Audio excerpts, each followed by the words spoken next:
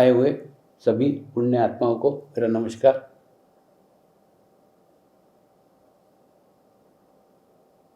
कल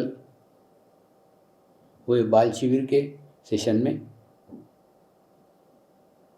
हमने जाना कि परमात्मा एक विश्व चेतना है जो समूचे विश्वों में फैली हुई है, उसको परमात्मा कहते हैं। दूसरा, धर्म यानी मनुष्य धर्म।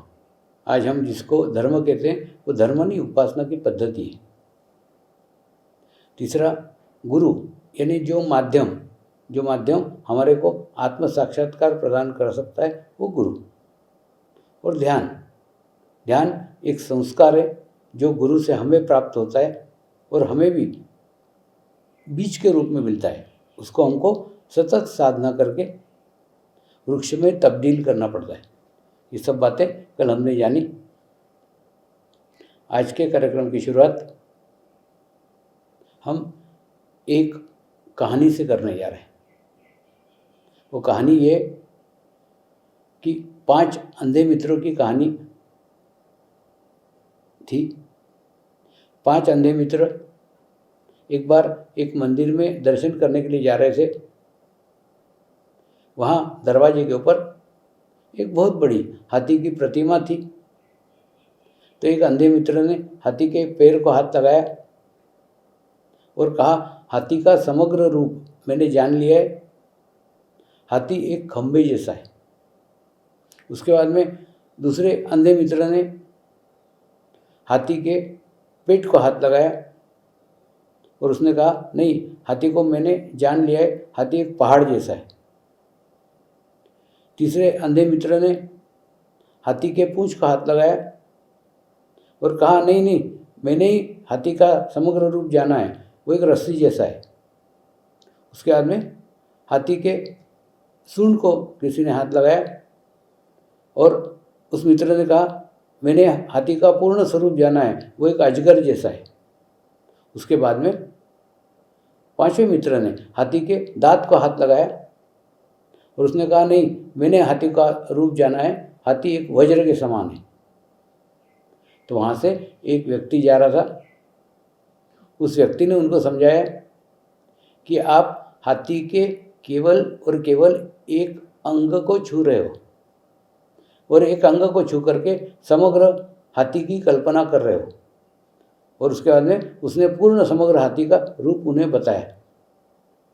ये कहानी आज बताना इसलिए भी प्रासंगिक है, कल 21 जून है, योगा दिन है। और आप देखो, योगा दिन में भी पिछले 7 सालों से एक ही गलती कर रहे हैं, एक ही बात कर रहे हैं। जैसे हाथी के पैर को हाथ लगा करके हाथी की कल्पना कर रहे हैं ना कि हाथी खंबे जैसा है, बिल्कुल वैसे ही 7 साल से योग दिवस पे केवल योगासन यानी योग, यही बात को दोहराया जा रहा है। और एक जगह नहीं, सब जगह दोहराया जा रहा है।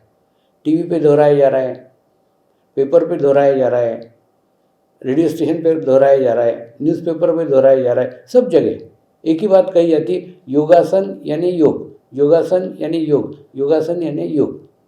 ये पिछले 7 सालों से इतना हैमरिंग कर दिया है सब लोगों पे, माने बच्चों से छोड़ो बड़ों के ऊपर भी। मैं मिलिट्री के एक कार्यक्रम में गया था, वहाँ ब्रिगेडियर सर का व्यक्ति भी एक रबर का मैट लेकर के कार्यक्रम में आया। मतलब उसको भी लगा कि योग का कार्यक्रम है यानी योगासन का कार्यक्रम है, जबकि योगासन योग नहीं है। योगासन योग का केवल एक अंग है। कल आप देखना, सब जगह देखना, कोई भी योगासन के अलावा कोई बात ही नहीं करेगा। योगासन यानी योग, योगासन यानी योग, योगासन यानी योग, बस इतना ही बता रहे हैं। जबकि योगासन योग का एक अंग है। दूसरा, योग का मुख्य उद्देश्य आपके चित्त को आपके शरीर से हटाकर आत्मा की ओर लेके जाना है और आपका शरीर भाव कम करना है। ये योग का प्रमुख उद्देश्य है। और आज हम योगासन करके उसी उद्देश्य से एकदम उल्टा कर रहे हैं। उल्टा कर रहे हैं यानी अब देखो ना, जो भी योगासन सिखाते हैं, योगासन करते हैं, वो सदैव क्या बताते हैं? ये योगासन करने से किडनी का फंक्शनिंग अच्छा हो जाएगा, ये योगासन करने से आपका बीपी अच्छा हो जाएगा, ये योगासन करने से आपका डायबिटीज़ अच्छा हो जाएगा, ये योगासन करने से आपका हार्ट का रेट अच्छा हो जाएगा। यानी आपको घुमा फिरा करके शरीर के ऊपर लेके आ रहे हैं, शरीर के रोगों के ऊपर लेके आ रहे हैं, और शरीर के रोगों की चर्चा हो रही है, यानी शरीर की चर्चा हो रही है ना, तो घूम फिर के शरीर के ऊपर ही बात हो रही है। जबकि शरीर भाव बढ़ रहा है, जबकि शरीर भाव बढ़ना नहीं चाहिए, आत्मभाव बढ़ना चाहिए। योग का क्षेत्र इतना विशाल है कि आपके मनुष्य के जीवन की सभी समस्याओं का हल योग है। ऐसा क्यों कहा है? इसलिए कहा है कि जितनी भी समस्या है, जितने भी प्रॉब्लम्स है, सब समस्याओं का हल आपके शरीर के साथ है। आपके शरीर के कारण ही आपको समस्या है। अगर आपका शरीर भाव ही कम हो गया तो आपको समस्या ही नहीं रहेगी। तो योग आपके शरीर भाव को कम करता है और आपके आत्मभाव को वृद्धिगत करता है। तो धीरे धीरे आपके जीवन की सभी समस्याएं समाप्त हो जाती, क्योंकि जीवन की जितनी भी समस्याएं, सभी समस्याएं केवल और केवल शरीर से संबंधित है। दूसरा, मैं योगासन का विरोधी नहीं हूँ, थोड़ा स्पष्ट कर दूँ आपको। हाँ, मैं योगासन का विरोधी नहीं हूँ बच्चों। योगासन योग में सहायक है, लेकिन योगासन योग का एक अंग है। योगासन योग नहीं है, इसका विरोधी हूँ। योगासन योग नहीं है, ये मेरा कहना है, बाकी कुछ नहीं। योग का क्षेत्र खूब विशाल है, खूब बड़ा है। देखिए, मैं आपको बताता हूँ, योग मनुष्य को मनुष्य के साथ जोड़ता है, उसके शरीर भाव को कम करता है। शरीर भाव कैसे कम होता है, मैं आपको बताता हूँ। जैसे समझ लो, एक पानी का ग्लास है, उस पानी के ग्लास में 1 चम्मच काली शाही डाल दो, तो 1 चम्मच काली शाही से क्या होगा? पूरे ग्लास का पानी काला हो जाएगा।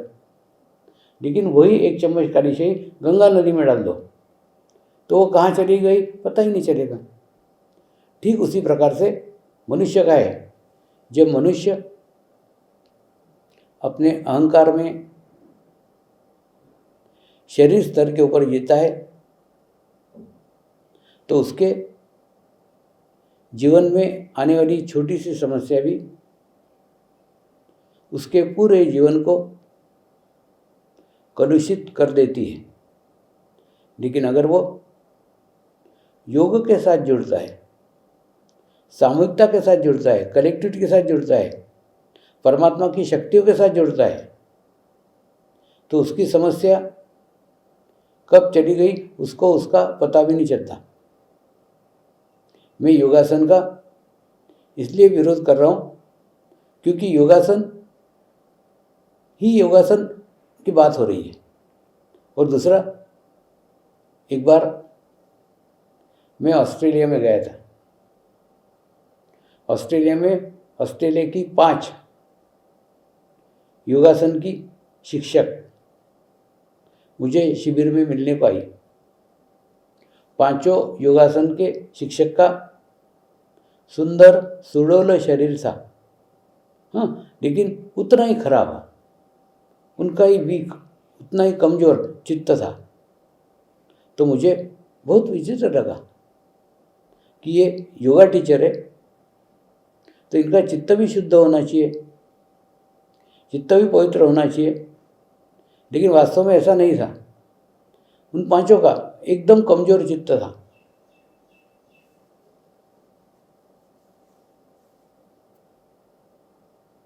लेकिन जब रात को मैं घर गया और सवेरे मुझे मेरे नानी की बात याद आई। मेरे नानी के सामने कोई भी जवान लड़की बार बार आईना देखती थी, बार बार मिरर देखती थी, तो मेरी नानी ज़ोर से डांट लगाती थी, मिरर मत देख, आईना मत देख। तो मुझे लगता था वो लड़की मिरर देख रही है, नानी का क्या जा रहा है। लेकिन बाद में उस दिन ऑस्ट्रेलिया में पता चला कि वो लड़की मिरर में क्या देखेगी, अपने अंग प्रत्यंग देखेगी, अपने शरीर को देखेगी। और आपका चित्त जितना शरीर पर डालोगे उतना चित्त वीक होगा, चित्त कमज़ोर होगा। क्यों? क्योंकि आपका शरीर नाशवान है। बस यही की यही गलती वो ऑस्ट्रेलिया के योगा टीचर ने की थी। पांचों योगा टीचर केवल शरीर पे ध्यान रख रही थी। दूसरे दिन उन्होंने कबूल भी किया, स्वामी जी आध्यात्म से हमारा कोई लेना देना नहीं है, हम तो इस मार्ग में केवल अपनी फिगर बनाने को आए थे। मैंने उनको बोला फिगर बन गई, अब चित्त का नाश हुआ, उसका क्या? तो बोले स्वामी जी हुआ तो है, अब क्या करें? मैंने उनको उपाय बताया। रोज लोग पागल बोले तो भी चलेगा, 1 घंटा आकाश की तरफ देखो। जैसे आकाश की तरफ देखोगे ना, आपका चित्त स्ट्रांग होगा, आपका चित्त मजबूत होगा। तो आप सोचो, अगर एक लड़की अपने शरीर पे फिगर बनाने के लिए चित्त डालती है तो उसके चित्त का नाश होता है। ये डॉक्टर दिन भर में कितने सारे मरीजों के शरीरों पे चित्त डालते हैं, इनकी स्थिति क्या आती होगी? आज चित्त की स्थिति को जाना जा सकता है, चित्त की स्थिति को पहचाना जा सकता है। आपका चित्त कितना शुद्ध है, आपका चित्त कितना पवित्र है, ये आज मशीनों से जाना जा सकता है, मशीनों से पहचाना जा सकता है। जब मशीनों से फोटो लेते हैं ना, फोटो लेने के बाद में अपने आसपास एक आवामंडल निर्माण हो जाता है, अपने आसपास एक औरा निर्माण हो जाता है। वो अच्छे चित्त की पहचान है। चित्त जितना शुद्ध होगा, चित्त जितना पवित्र होगा, उतना ही अच्छा आवामंडल, उतना ही अच्छा औरा शरीर के आसपास निर्माण हो जाएगा। बच्चों, आज मैं आपको समग्र योग की जानकारी देना चाहता हूँ। देखिए, बड़े लोग गलती कर रहे हैं, करने दो। 7 साल से कर रहे हैं, करने दो। आप मत करना।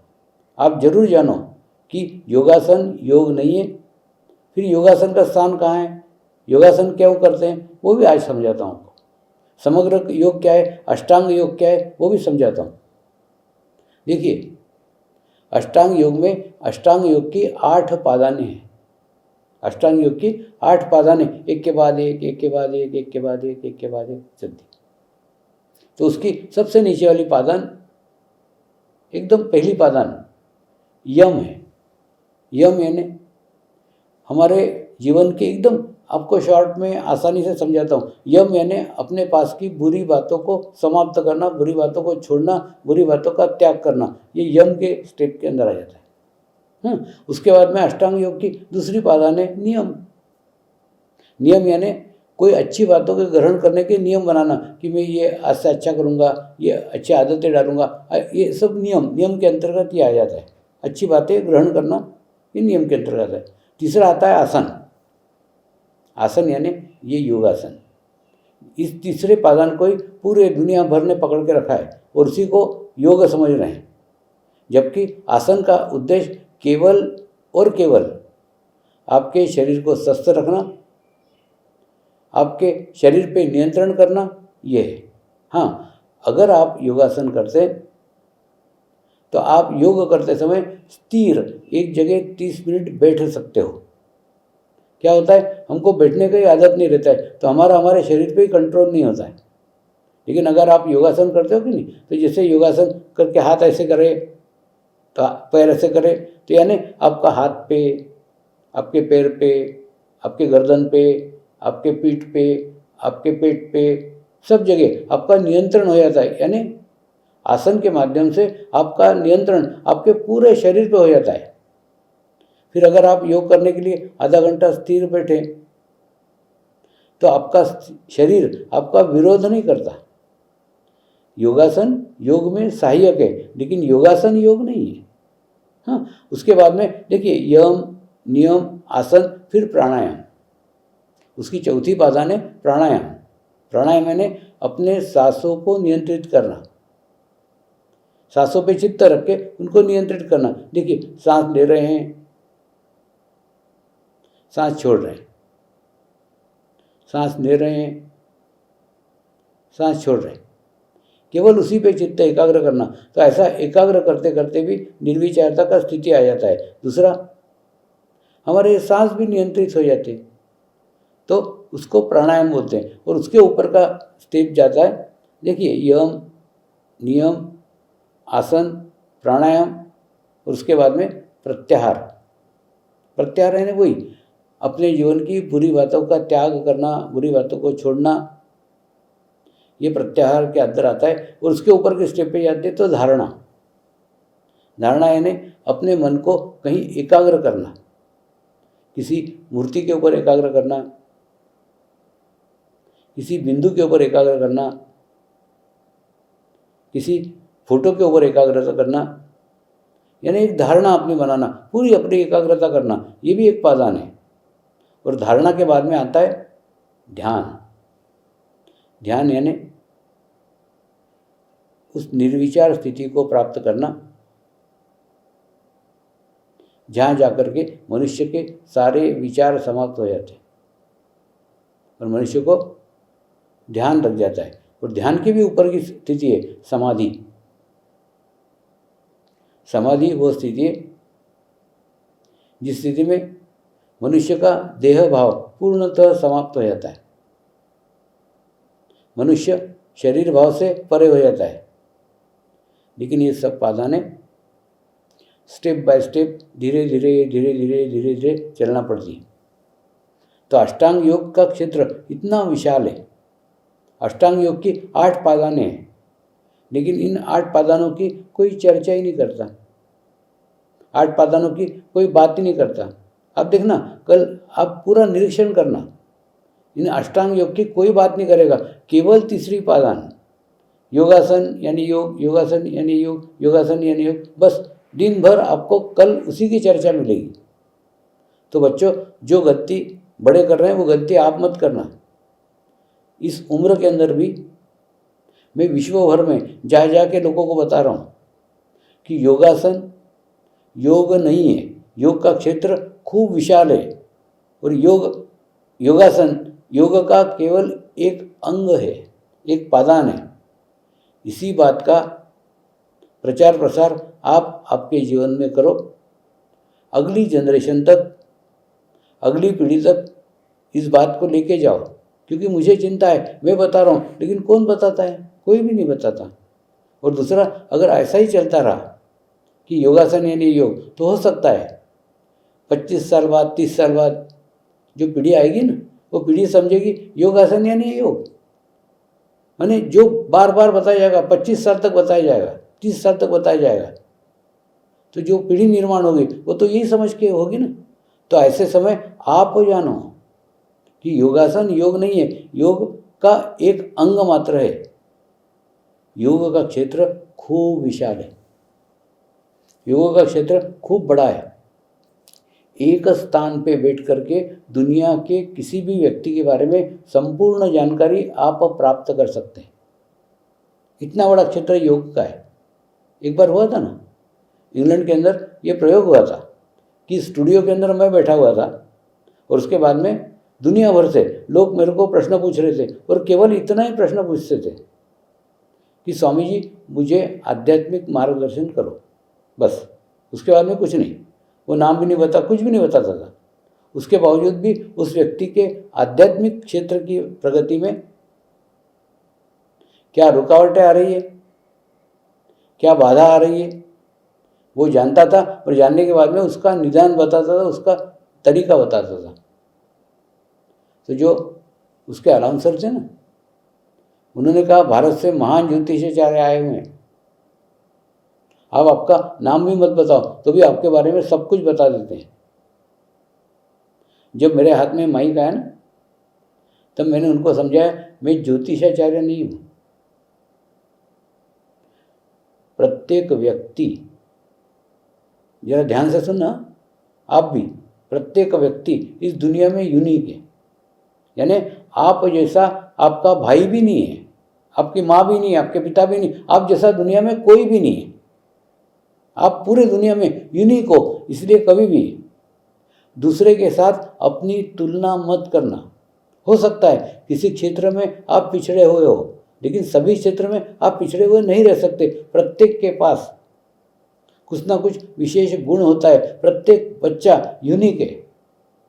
तो मैंने उनको बताया कि प्रत्येक मनुष्य यूनिक है। जो मनुष्य मुझे पूछता है, स्वामी जी मार्गदर्शन करो, बोलता है, मैं उस यूनिक मनुष्य का आवामंडल का अध्ययन करता हूँ, उसके ओरा का अध्ययन करता हूँ, क्योंकि यह अध्ययन इसलिए हो पाता है कि वो और मैं कहीं एक जगह, एक ऊर्जा में, एक विश्व चेतना में जुड़े हुए हैं, और उसी विश्व चेतना से मैं चैतन्य ग्रहण कर पा रहा हूँ, उसी विश्व चेतना से वो व्यक्ति ग्रहण कर पा रहा है। उसी विश्व चेतना को परमात्मा कहते हैं। यानी परमात्मा से वो भी जुड़ा हुआ है और परमात्मा से मैं भी जुड़ा हुआ हूँ। इसी जुड़ाव के कारण मैं एक स्थान पर बैठ कर के दुनिया के किसी भी व्यक्ति के बारे में संपूर्ण जानकारी प्राप्त कर सकता हूँ। और ऐसा आप भी कर सकते हैं। आप भी जैसे ध्यान करेंगे, आप भी मेडिटेशन करेंगे, आपको भी यह स्थिति प्राप्त होगी। लेकिन ये ज्ञान, ये नॉलेज मुझे किसी ने भी दिया हुआ नहीं है। ये ज्ञान, ये नॉलेज मैंने किसी से भी लिया हुआ नहीं है। लेकिन जिन गुरुओं के सानिध्य में हिमालय में रहा, उन गुरुओं के साथ रहा, वो ज्ञान उनके भीतर था, उनके अंदर था, उनको समर्पित रहा, और समर्पित रहने के कारण उनके अंदर का सब ज्ञान, उनके अंदर सब नॉलेज मेरे में ऑटोमेटिकली आ गया। उन्होंने दिया नहीं, मैंने लिया नहीं, ये ऑटोमेटिक आया हुआ ज्ञान है। आत्मज्ञान की ये विशेषता है।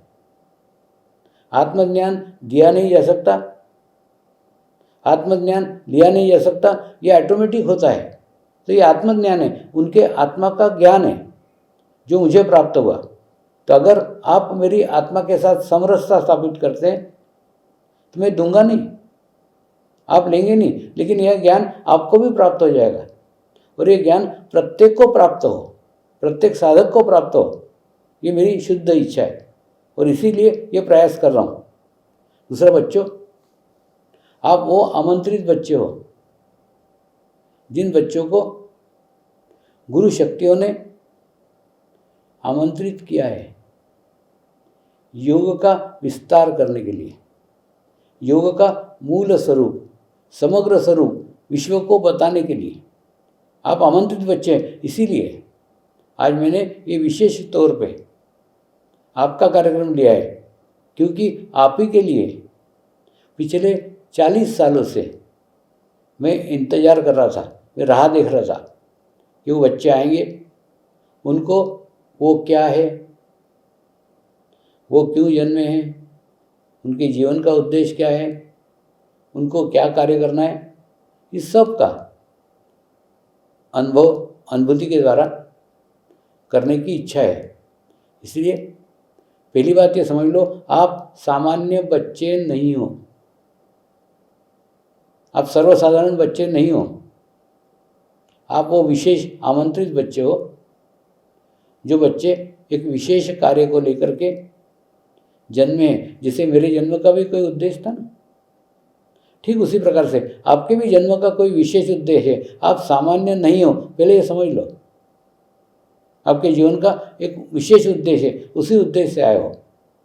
तो कहने का अर्थ, योग का क्षेत्र इतना विशाल है, योग का क्षेत्र इतना बड़ा है, जिसको केवल पिछले 7 सालों से योगासन तक सीमित करके रखा हुआ है। दूसरा, जो हमारे पूर्वजों ने वसुधैव कुटुंबकम की कल्पना की थी कि पूरा विश्व एक कुटुंब है, तो उस विश्व कुटुंब की कल्पना केवल और केवल योग के माध्यम से ही साकार हो सकती है। देखिए बच्चों, समझो ना, कोई भी देवता ऐसा नहीं है जिस देवता को सारी दुनिया मानती हो। बताओ, कोई देवता ऐसा है क्या कि जिसको सारी दुनिया जानती है? नहीं, या मानती है? नहीं मानती। कोई भी उपासना पद्धति ऐसी है क्या जिस उपासना पद्धति को पूरा विश्व का लोक मानता है? नहीं, कोई भी उपासना पद्धति नहीं। तो कोई भाषा ऐसी है क्या इसको सारे विश्वों में बोली जाती है? नहीं, ऐसी कोई भाषा भी नहीं है। तो बताओ ना, कौन सा ऐसा मार्ग है, कौन सा ऐसा रास्ता है जिस रास्ते से सारी दुनिया एकत्र हो सकती है? वो रास्ता है योग। आज पिछले 28 सालों से योग का प्रचार प्रसार विश्व भर में करते करते मैं इस अनुभव पे पहुंचा हूँ कि अगर मनुष्य को मनुष्य के साथ जोड़ना है तो एकमात्र मार्ग, एकमात्र रास्ता योग है। योग ही एक ऐसा मार्ग है जिस मार्ग से मनुष्य मनुष्य के साथ जुड़ता है।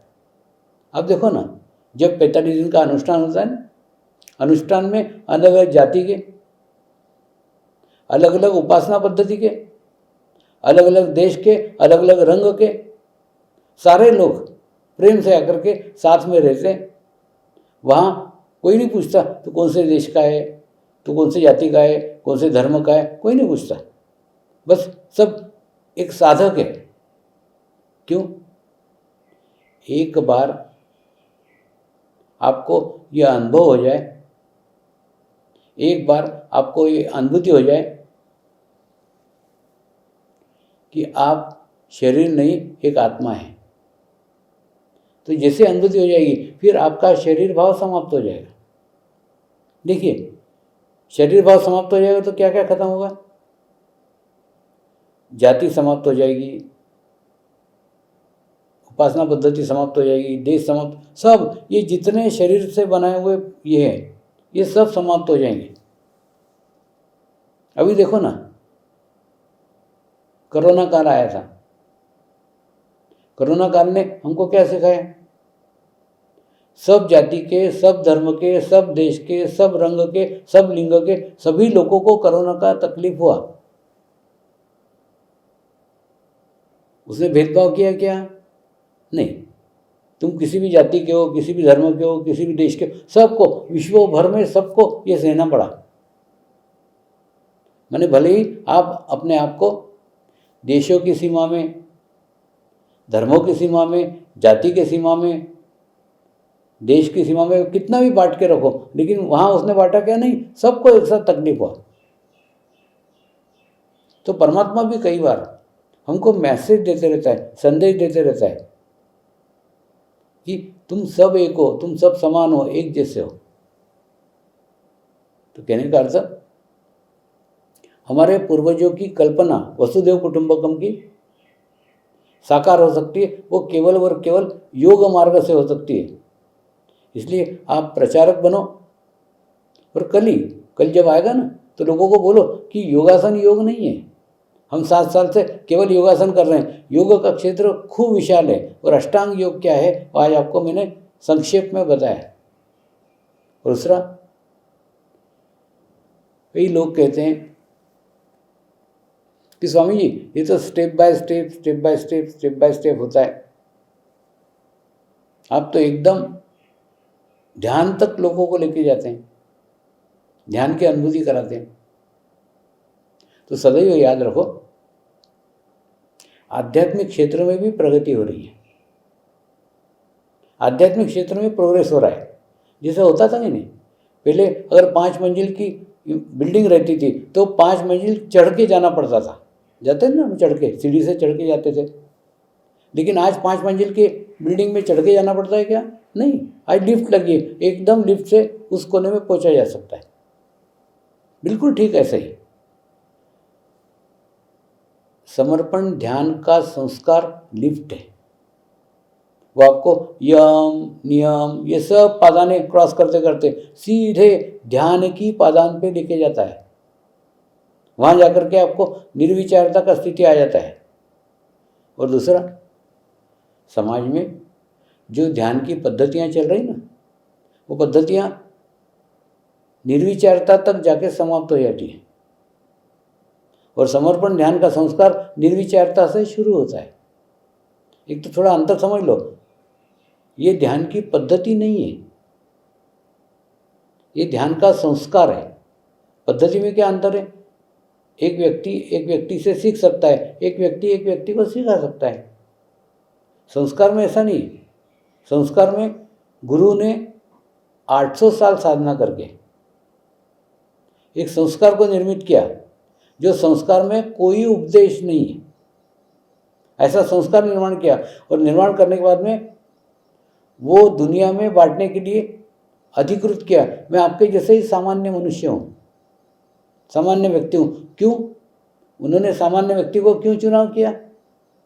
उनकी इच्छा थी ये प्रत्येक मनुष्य मात्र तक पहुँचे, इसलिए सामान्य मनुष्य का चुनाव करके उन्होंने ये बांटने के लिए अधिकृत किया। और बच्चों, अधिकृत जब कोई करता है ना, तो फिर अपना खुद का कर्तृत्व कुछ नहीं रह जाता है। हम स्वयं कुछ नहीं करते, हम केवल माध्यम बन जाते हैं। जैसे रहता है ना, पाइप रहता है, पाइप कुछ करता है क्या? कुछ नहीं, लेकिन पाइप का पानी इधर से जाता है, इधर से निकलता है, पाइप कुछ नहीं करता।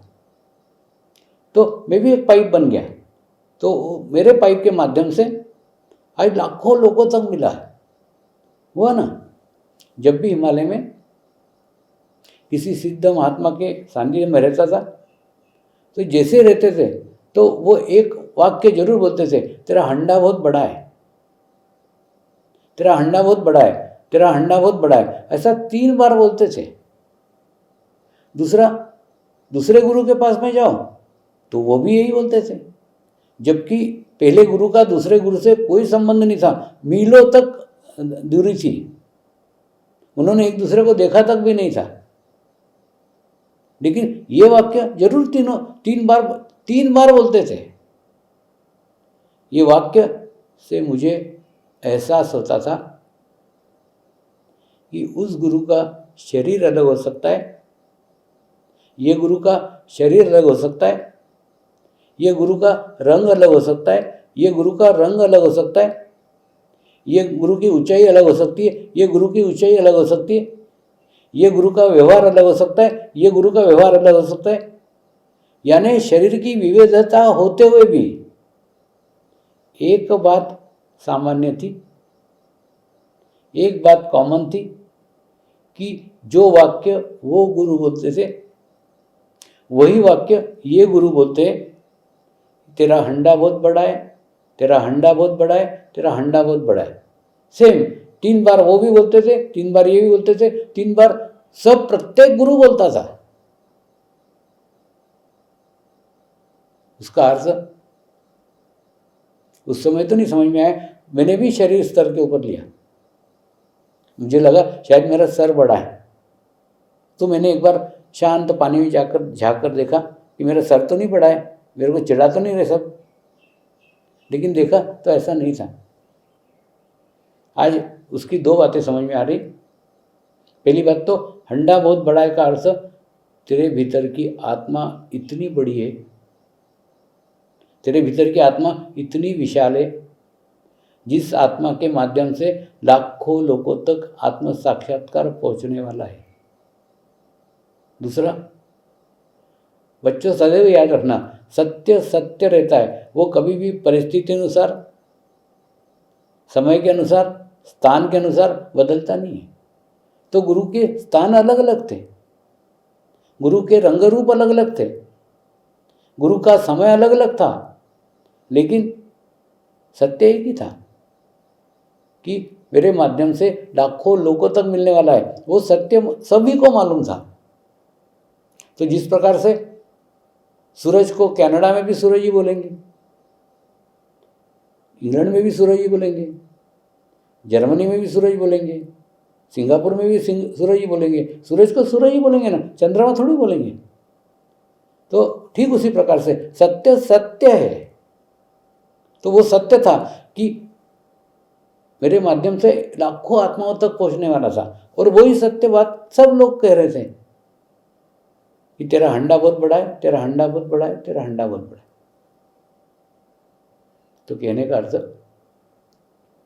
योग का क्षेत्र खूब विशाल है, खूब बड़ा है। और दूसरा, सदैव अपनी तुलना किसी के साथ भी मत करो। आप इस दुनिया में यूनिक हो, आपके जैसा आपका भाई भी नहीं है, आपकी बहन भी नहीं, कोई नहीं है, आप आपके यूनिक हो।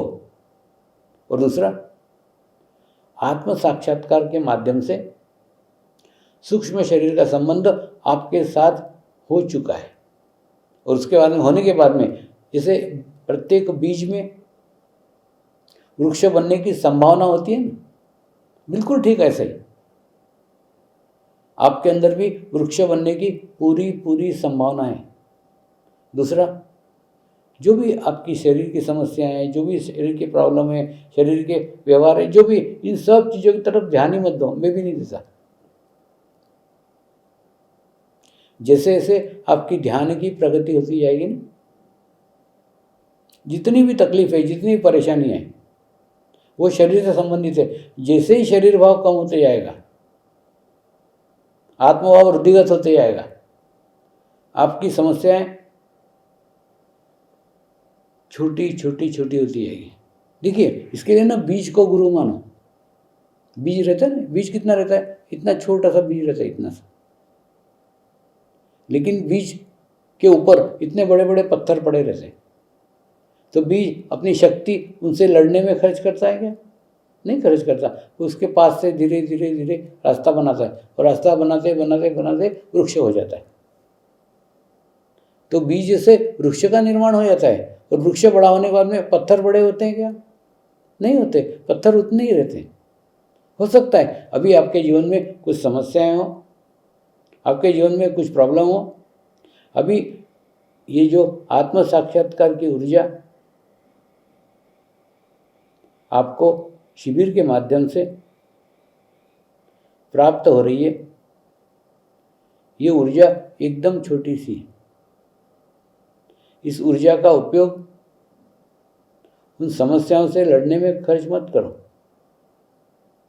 इसको वृद्धिगत करो।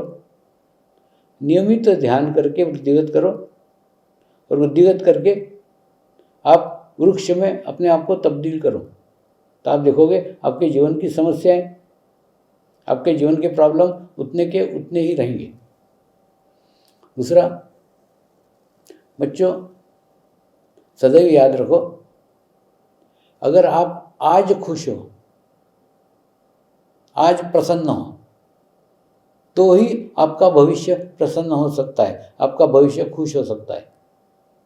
आज अगर आप रो रहे हो, मेरे को ये नहीं मिल रहा है, ये मेरे पास ही नहीं है, मेरे पास इसकी कमी है, ऐसा अगर भाव, ऐसी अगर सोच आपके आज की है, तो आपके भविष्य में भी यही रहेगी, मेरे को ये नहीं मिल रहा है, मेरे ये अतृप्ति है। यानी जो आप आज सोचोगे ना, वही आपका कल है। अगर आप चाहते हो कि आपका कल अच्छा हो, तो आप आपका आज अच्छा करो। देखो, हम देखते कि नहीं, हमारे सामने कोई बिल्डिंग बनाते हैं, तो बिल्डिंग बनाते समय एक नींव रहती है, उसी नींव के ऊपर तो पूरी बिल्डिंग बनती है ना। अगर नींव ही कमजोर है तो बिल्डिंग कमजोर होगी, और अगर नींव स्ट्रांग है, नींव मजबूत है, तो बिल्डिंग स्ट्रांग होगी। तो ठीक उसी प्रकार से आपका आज, आपका वर्तमान जितना खुश है, जितना प्रसन्न है, जितना अच्छा है, जितना समाधानी है, आपका भविष्य भी उतना ही समाधानी होगा, उतना ही खुश होगा, उतना ही प्रसन्न होगा। आप सदैव याद रखना, एक रोता हुआ पेंटर कभी हंसती हुई तस्वीर नहीं बना सकता। क्यों? क्योंकि वो खुद रो रहा है। उसी प्रकार से अगर आप आज रो रहे हो, आज आपको शिकायत है, किसी से भी शिकायत है, तो क्या होगा? शिकायत के कारण आप आज अतृप्त हो, असमाधानी हो, तो भविष्य में भी आप असमाधानी ही रहोगे।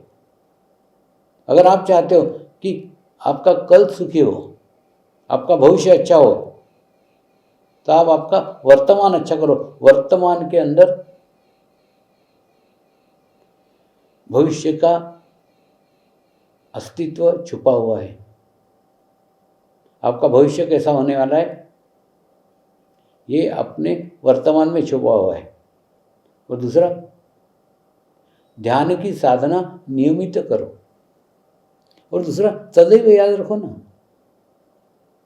जितने भी लोग ध्यान की उच्च कक्षा में पहुंचे हैं, उच्च अवस्था में पहुंचे हैं, वो कोई एक प्रयत्न से हुए क्या? नहीं। एक प्रयास से हुए क्या? नहीं। हजारों लाखों प्रयास जब असफल हुए, उसके बावजूद भी उसी मार्ग से जुड़े रहे, तब जाकर के सफल हुए। मैं मेरे खुद के अनुभव बताता हूँ। जब हजारों बार असफल हुआ, हजारों प्रयत्न किए, तब जाके इस मार्ग में सफल हुआ हूँ। होता क्या है, हमको ना पहाड़ की ऊंचाई के ऊपर, पहाड़ के उच्च शिखर के ऊपर पहुंचा हुआ व्यक्ति दिखता है। क्यों? क्योंकि वो ऊंचाई पे पहुंचा है। हमारा लक्ष्य वो ऊंचाई है, तो उस ऊंचाई पे पहुंचा हुआ व्यक्ति हमको दिख रहा है, लेकिन वो रास्ते में कितने बार गिरा, इसका हिसाब हमको मालूम है क्या? इसको हमको पता है कि नहीं? जो भी उस ऊंचाई तक पहुंचा है ना, वो जीवन में बार बार गिरा है, सदैव गिरा है, सदैव असफल हुआ है।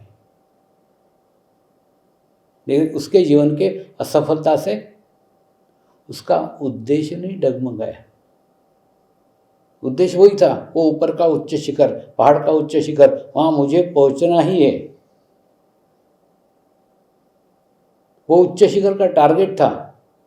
बार बार असफल हो रहा था, बार बार असफल हो रहा था, लेकिन उन असफलताओं से वो टूटा नहीं, उन असफलताओं से वो हारा नहीं। उसने अपने उद्देश्य को पक्का करके रखा और उस उद्देश्य की तरफ चलता ही गया। मेरे जीवन के अनुभव देखो ना। किसी ने बोला पूजा करो, पूजा किया, भगवान नहीं मिला। किसी ने बोला गायत्री का जाप करो, जाप किया, भगवान नहीं मिला। किसी ने बोला यज्ञ करो, यज्ञ किया, भगवान नहीं मिला। किसी ने बोला पोथी पढ़ो, पोथी पढ़ी, यज्ञ नहीं किया। सालों मेहनत किए, सालों प्रयास किए, और उसके बावजूद भी कभी भी सफलता प्राप्त नहीं हुई। कभी भी ऐसा नहीं लगा कि मुझे परमात्मा मिल गया, मुझे परमेश्वर मिल गया। ऐसा अनुभव, ऐसी अनुभूति कभी भी नहीं हुई। लेकिन प्रयास जारी थे, बार बार असफलताएं मिल रही थी, बार बार गिर रहा था, लेकिन हार गया क्या? नहीं हारा। और जब जीवन में सब कुछ प्राप्त हो गया और उसके बावजूद भी ये उद्देश्य बाकी था कि मुझे परमात्मा को खोजने का है, परमात्मा मुझे मिला नहीं, अपने मूल उद्देश्य को कभी भूला नहीं, तब जाकर के यहाँ पहुँचा हूँ। और तब जाकर के एक ऐसी स्थिति प्राप्त हुई जहाँ परमेश्वर की प्राप्ति हुई, परमात्मा की प्राप्ति हुई। तो कहने का अर्थ, जीवन के उद्देश्य को कभी मत भूलो। वर्तमान की परिस्थितियाँ क्या आ रही है, कितने बार असफलताएं आ रही है, बिल्कुल ध्यान मत दो। असफलता से बात आई याद है, अभी बहुत सारे युवा युवतियाँ आत्महत्याएं कर रहे हैं। आप देखते हो ना, रोड के ऊपर एक्सीडेंट होते हैं, लोग मरते हैं, सुनते हो ना। लेकिन उससे भी ज़्यादा, कई गुना ज़्यादा संख्या आत्महत्या करने वालों की है। और उसके अंदर सबसे अधिक युवा वर्ग के लोग हैं, युवा बच्चे हैं। कारण क्या है, कभी सोचा है? कारण एक है सहनशीलता की कमी है। कुछ नहीं, माँ बाप ने मोबाइल खरीदने को नहीं दिया, आत्महत्या कर दी। अब बताओ, ये कोई कारण है? हमारे ज़माने में तो मोबाइल ही नहीं था, तो इनके ज़माने में मोबाइल आया तो वो मोबाइल कारण बन गया। मोबाइल तो निमित्त है रे बाबा, कारण है सहनशीलता की कमी। देखिए, जैसे जैसे आप ध्यान करोगे ना, जैसे जैसे मेडिटेशन करोगे, वैसे वैसे आपके अंदर आत्मा के गुण विकसित होना चालू हो जाएंगे। आपका शरीर भाव कम होगा। दूसरा, शरीर भाव कम करने के लिए मैं ये नहीं बोलता कि आप उपवास करो, आप नंगे पैर चलो, आप मिलो तक कहीं चलो, कुछ नहीं करना। मैं केवल ये बोलता हूँ, ध्यान करो, ध्यान करते करते करते आप आपके आत्मभाव के लकीर को लंबी खींच दो, तो ऑटोमेटिकली शरीर भाव कम हो जाएगा। तो मैं शरीर भाव कम करने के लिए नहीं बोल रहा हूँ, आत्मभाव को बढ़ाओ। और जैसे आत्मा बढ़े ना, आत्मा का गुण, दो बातें हैं आत्मा के गुण की। एक तो स्वीकार करने की शक्ति खूब बढ़ जाएगी। अब बताओ ना, आपके जीवन में जो भी घटनाएं हो रही है, अच्छी हो रही है, बुरी हो रही है, सबको स्वीकार कर रहे हैं। एक। दूसरा, सहनशीलता बढ़ जाएगी। जो जब स्वीकार करने की शक्ति आएगी तो सहनशीलता खुद ही आ जाएगी ना। क्या कारण है? तुम्हारे और मेरे में क्या अंतर है? कुछ अंतर तुमको नजर आ रहा है? मेरे को नजर आ रहा है।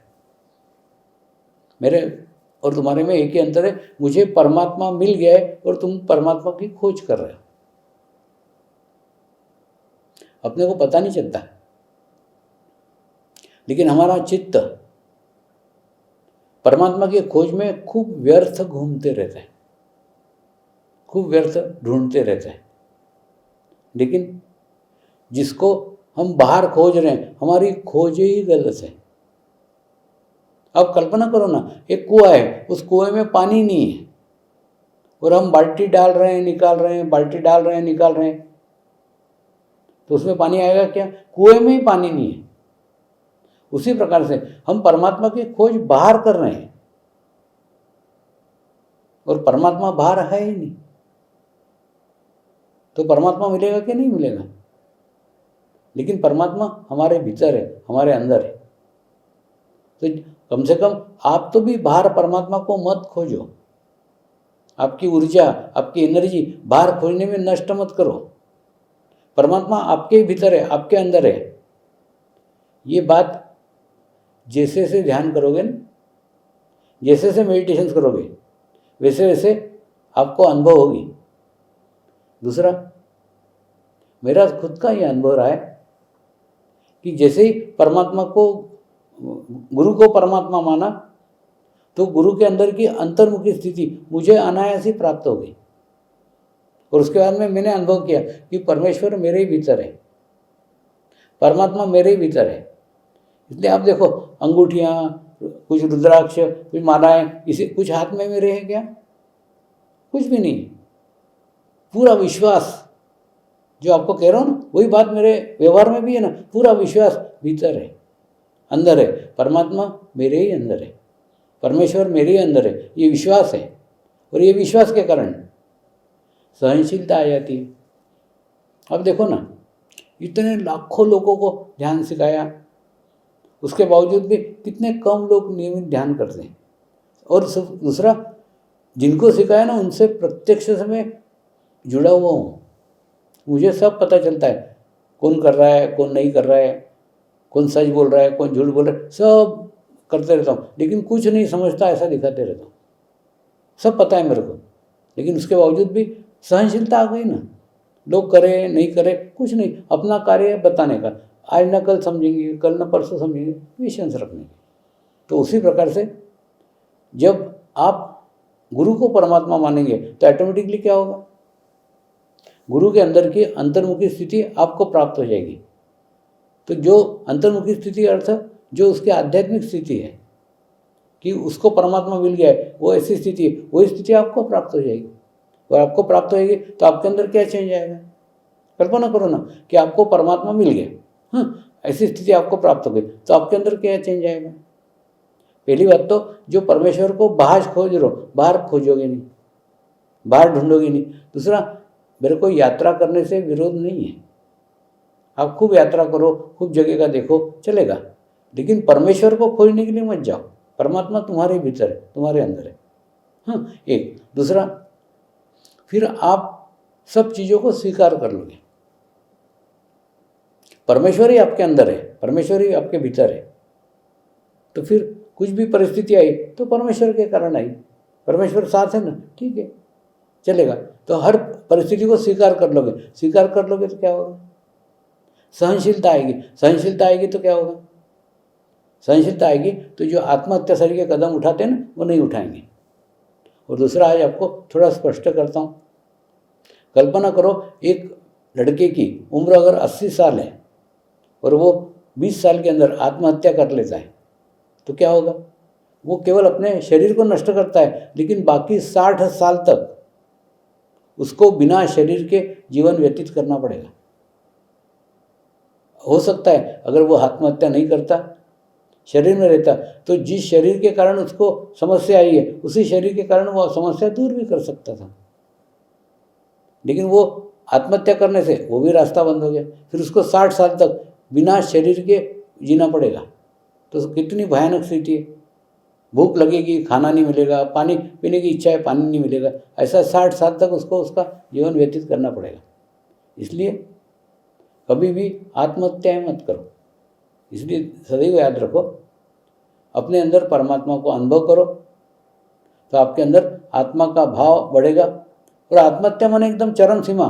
देखो, कभी भी आपके मन में आत्महत्या का विचार भी आए ना, तो समझ लो आपकी खूब नकारात्मक स्थिति है। तुरंत सबसे पहली बात करो, तुम तुम्हारे मित्रों से दूर हो जाओ। जिन मित्रों के साथ में आप रहते हो, उनके नकारात्मक विचारों का प्रभाव आपके ऊपर पड़ रहा है, इसलिए उनसे दूर रहो। संगत का खूब असर पड़ता है, आप किस संगत में रह रहे हो। दूसरा एक ध्यान रखो ना, जो आपके 5 मित्र प्रिय मित्र है, वैसे आप हैं। नहीं, जो आपके मित्र हैं ना, उन मित्रों का प्रभाव आपके ऊपर पड़ते ही रहता है।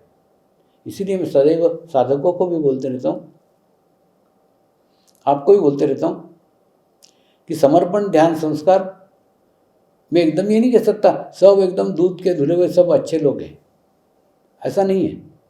इसमें अच्छे भी लोग हैं, बुरे भी लोग हैं। एक्चुअली वास्तव में क्या है, ये समाज से आया हुआ है ना, तो जो समाज में वो इसके अंदर है। लेकिन अब मेरे को पूछोगे तो मेरी स्थिति गंगा नदी से रही है। मैं ये भी नहीं कह सकता कि मैं एकदम पवित्र हूँ, मैं एकदम शुद्ध हूँ। क्यों? क्योंकि कई जगह खराब घाट भी है, खराब स्थान भी है। और मैं भी नहीं कह सकती कि खराब हूँ, क्योंकि बहुत अच्छे स्थान भी है। उसी प्रकार से समर्पण ध्यान संस्कार के परिवार में भी अच्छे भी लोग हैं और बुरे भी साधक हैं। आप अच्छों का चुनाव करो ना, अच्छों की संगत में रहो ना। आपके पास में चॉइस है, मेरे पास में कोई चॉइस नहीं है। जैसे समुद्र जैसी स्थिति है, समुद्र जहाँ एक और पवित्र नदियों को भी अपने भीतर समाहित करता है, साथ साथ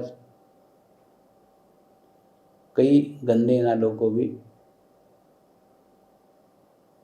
समुद्र के अंदर समाहित करता है। उसका खुद का कोई चॉइस नहीं है। ठीक उसी प्रकार से मेरी भी स्थिति समुद्र जैसी है। मुझे अच्छे लोगों को भी स्वीकार करना पड़ता है, बुरे लोगों को भी स्वीकार करना पड़ता है। लेकिन आपकी स्थिति मेरी जैसी थोड़ी है। आप अच्छे लोगों की संगत करो, अच्छे लोगों के सानिध्य में रहो और नियमित ध्यान करो। तो सही याद रखो कि ध्यान में भी कई बार जीवन में असफलताएं प्राप्त होने के बाद में ही इस मार्ग पे मैं सफल हो पाया हूँ। ध्यान की बात आई ना, तो ध्यान करते समय सबसे पहले आपका शरीर आपका विरोध करेगा। शरीर विरोध करेगा यानी कि जहाँ आपको खुजाल नहीं छूटती वहाँ खुजाल छूटेगी, छींके आएगी, उबासी आएगी, गैसेस पास होंगे। माने शरीर के ये विरोध करने के तरीके हैं। शरीर अलग अलग प्रकार से इसका विरोध प्रकट करेगा।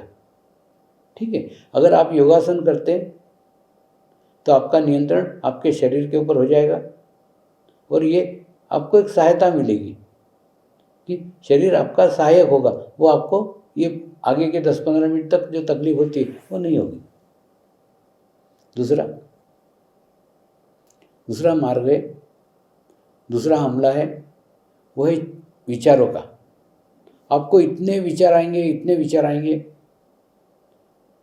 कितने भी विचार आए, साधक क्या गलती करता है, वो विचार करने लग जाता है। और जब हम विचार करने लग जाते हैं ना, तो जाने अनजाने में हम विचारों को शक्ति देते रहते हैं। और जब विचारों को शक्ति देंगे तो क्या होगा, विचार और आएंगे, तो कंटिन्यूएशन में चलते ही रहता है। तो ये सदैव याद रखो, कभी भी कितने भी विचार आए, विचारों को देखो, विचार करो मत। जैसे आप सिनेमा देखते हैं तो सिनेमा करते हो क्या? सिनेमा नहीं करते, आप अलग रह के सिनेमा देखते रहते हो, बस वैसे ही विचारों को देखो, विचारों को करो मत।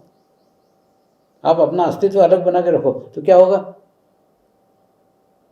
विचार धीरे धीरे स्वयं ही समाप्त हो जाएंगे। विचारों की खुद की कोई ताकत नहीं होती, विचारों में कोई शक्ति नहीं होती। विचार स्वयं निर्जीव रहते हैं, वो स्वयं ही समाप्त हो जाएंगे। तो एक ध्यान रखना, जब कभी ध्यान में विचार आए ना तो विचारों को देखो, विचार करो मत। और तीसरा हमला आपके ऊपर बुद्धि का होगा। बुद्धि आपको समझाएगी ध्यान व्यान तेरे बस का नहीं है, ध्यान तूने कभी किया है क्या, तेरे से होगा ही नहीं, आपको खूब बताएगी।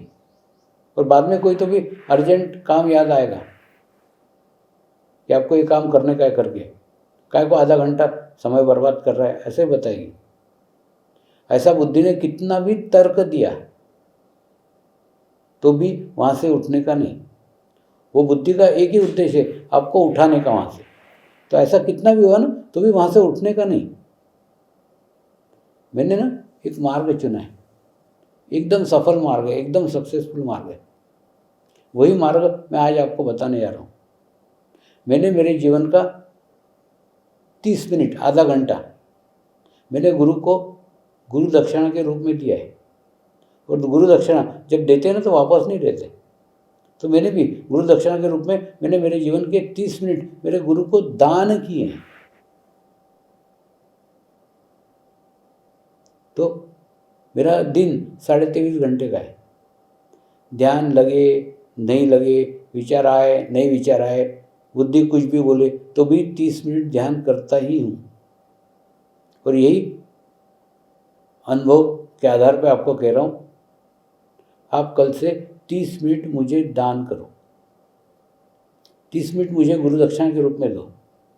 तो क्या होगा,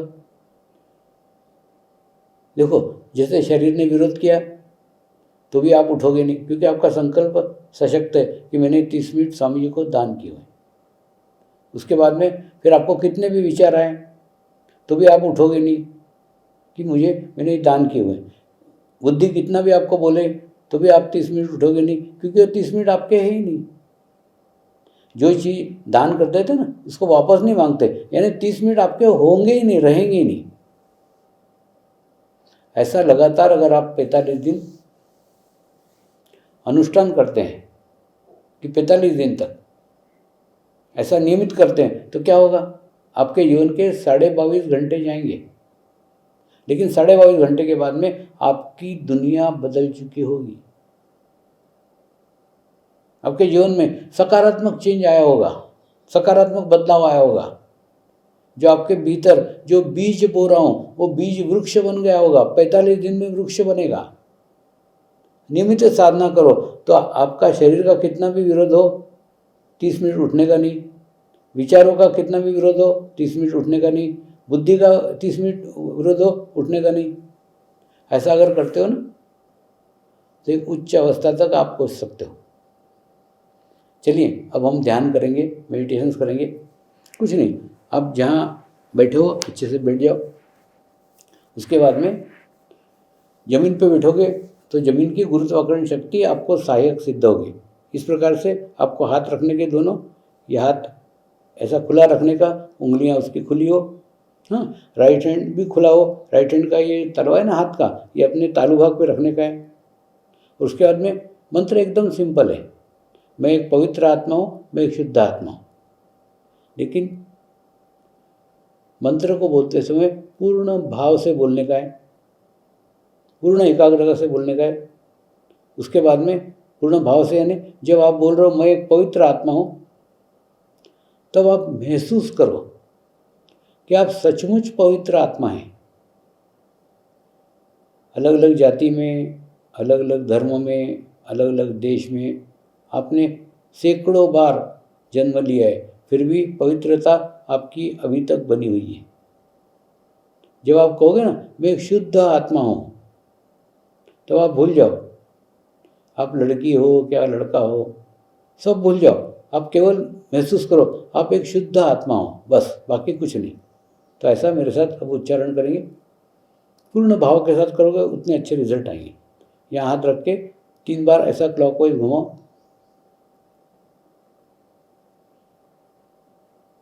अपने चित्त को आंखें बंद करके यहाँ पे स्थिर कर लो तालु भाग पे, और हाथ को एकदम आहिस्ता आहिस्ता नीचे ले आओ और पूरे शरीर को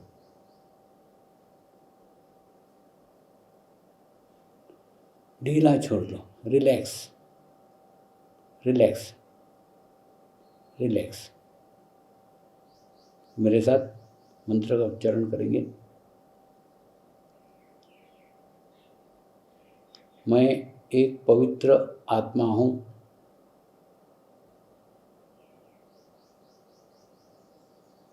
मैं एक शुद्ध आत्मा हूँ।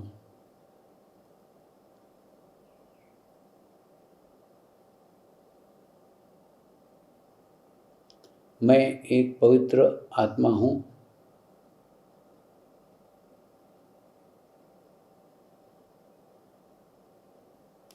मैं एक शुद्ध आत्मा हूँ।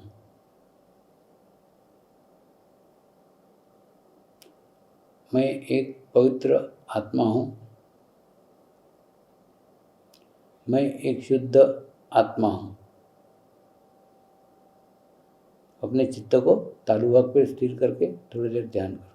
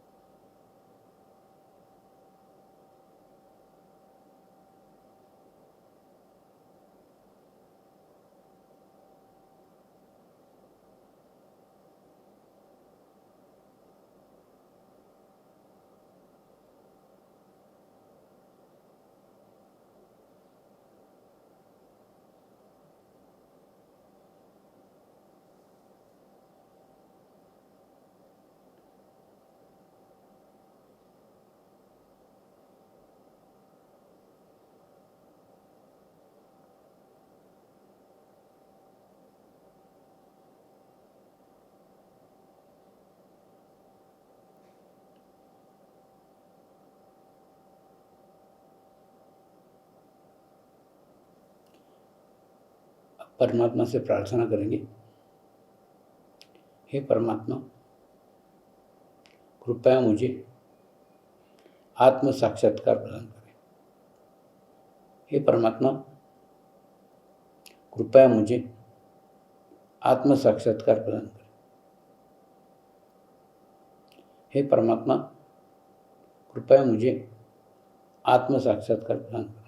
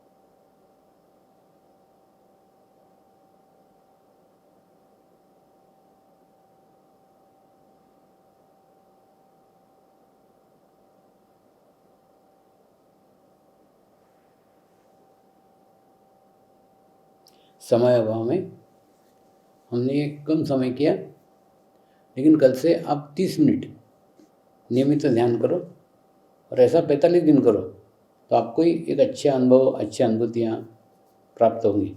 अब हम बच्चों से आए हुए प्रश्नों के उत्तर लेंगे।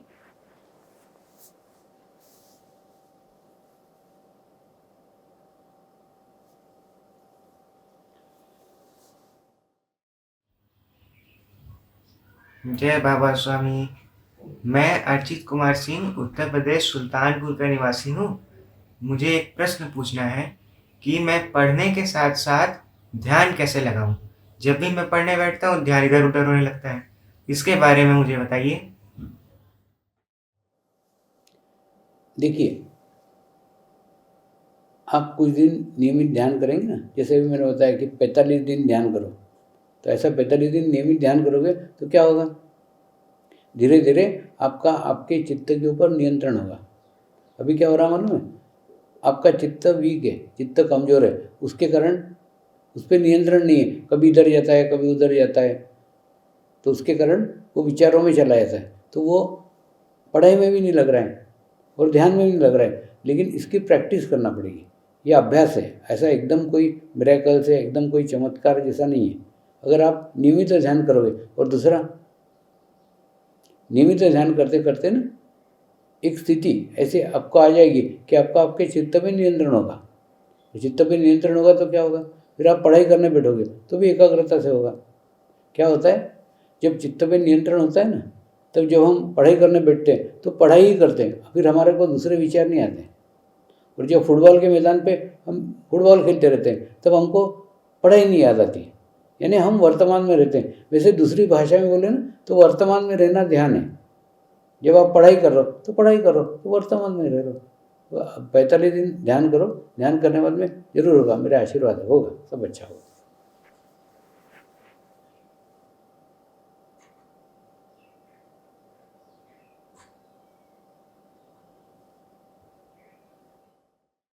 प्रणाम गुरुदेव, मेरा नाम अनुश्री थानवी है, मैं ब्यावर के मेन सेंटर से हूँ। मेरा प्रश्न ये है कि जब मैं मई के आखिरी रविवार को सामूहिक ध्यान में गई थी, जब मुझे आपकी छवि के सामने एक साइड तो प्लेन दिख रही थी और एक साइड ऑरेंज वाला की वो लाइन बन रही थी, तो उस ऑरेंज कलर का लाइन का मतलब क्या है? जय बाबा स्वामी।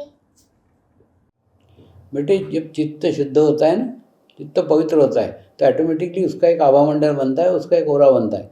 तो उस दिन आपकी भी चित्त का स्थिति अच्छा होगा, इसलिए आपको उस फोटो के आसपास का आभामंडल, आपका आसपास का ओरा दिखा है। तो कहने का अर्थ, ये कभी भी कोई भी अनुभूति होती है तो ये मत समझना कि वो अनुभूति सदैव रहेगी। अपने को सदैव एक ही स्थिति नहीं रहती, अपने को स्थिति बना के रखना पड़ती है। जैसे पीतल का ग्लास रहता है कि नहीं, उसको हम अगर रोज़ मांजेंगे, रोज़ घिसेंगे तो फिर वो चमकेगा। लेकिन अगर ऐसा एक दिन घिस के रखा तो चमकेगा क्या? नहीं, वो बार बार उसको मांजना पड़ता है। उसी प्रकार से ध्यान भी रेगुलर करना पड़ता है। एक बार ध्यान करके एक स्थिति नहीं प्राप्त होती, कोई भी अनुभूति स्थायी नहीं होती। इसलिए अनुभूति आई तो भी उसको भूल जाओ और सदैव अपेक्षा मत रखो कि वैसी आनी चाहिए।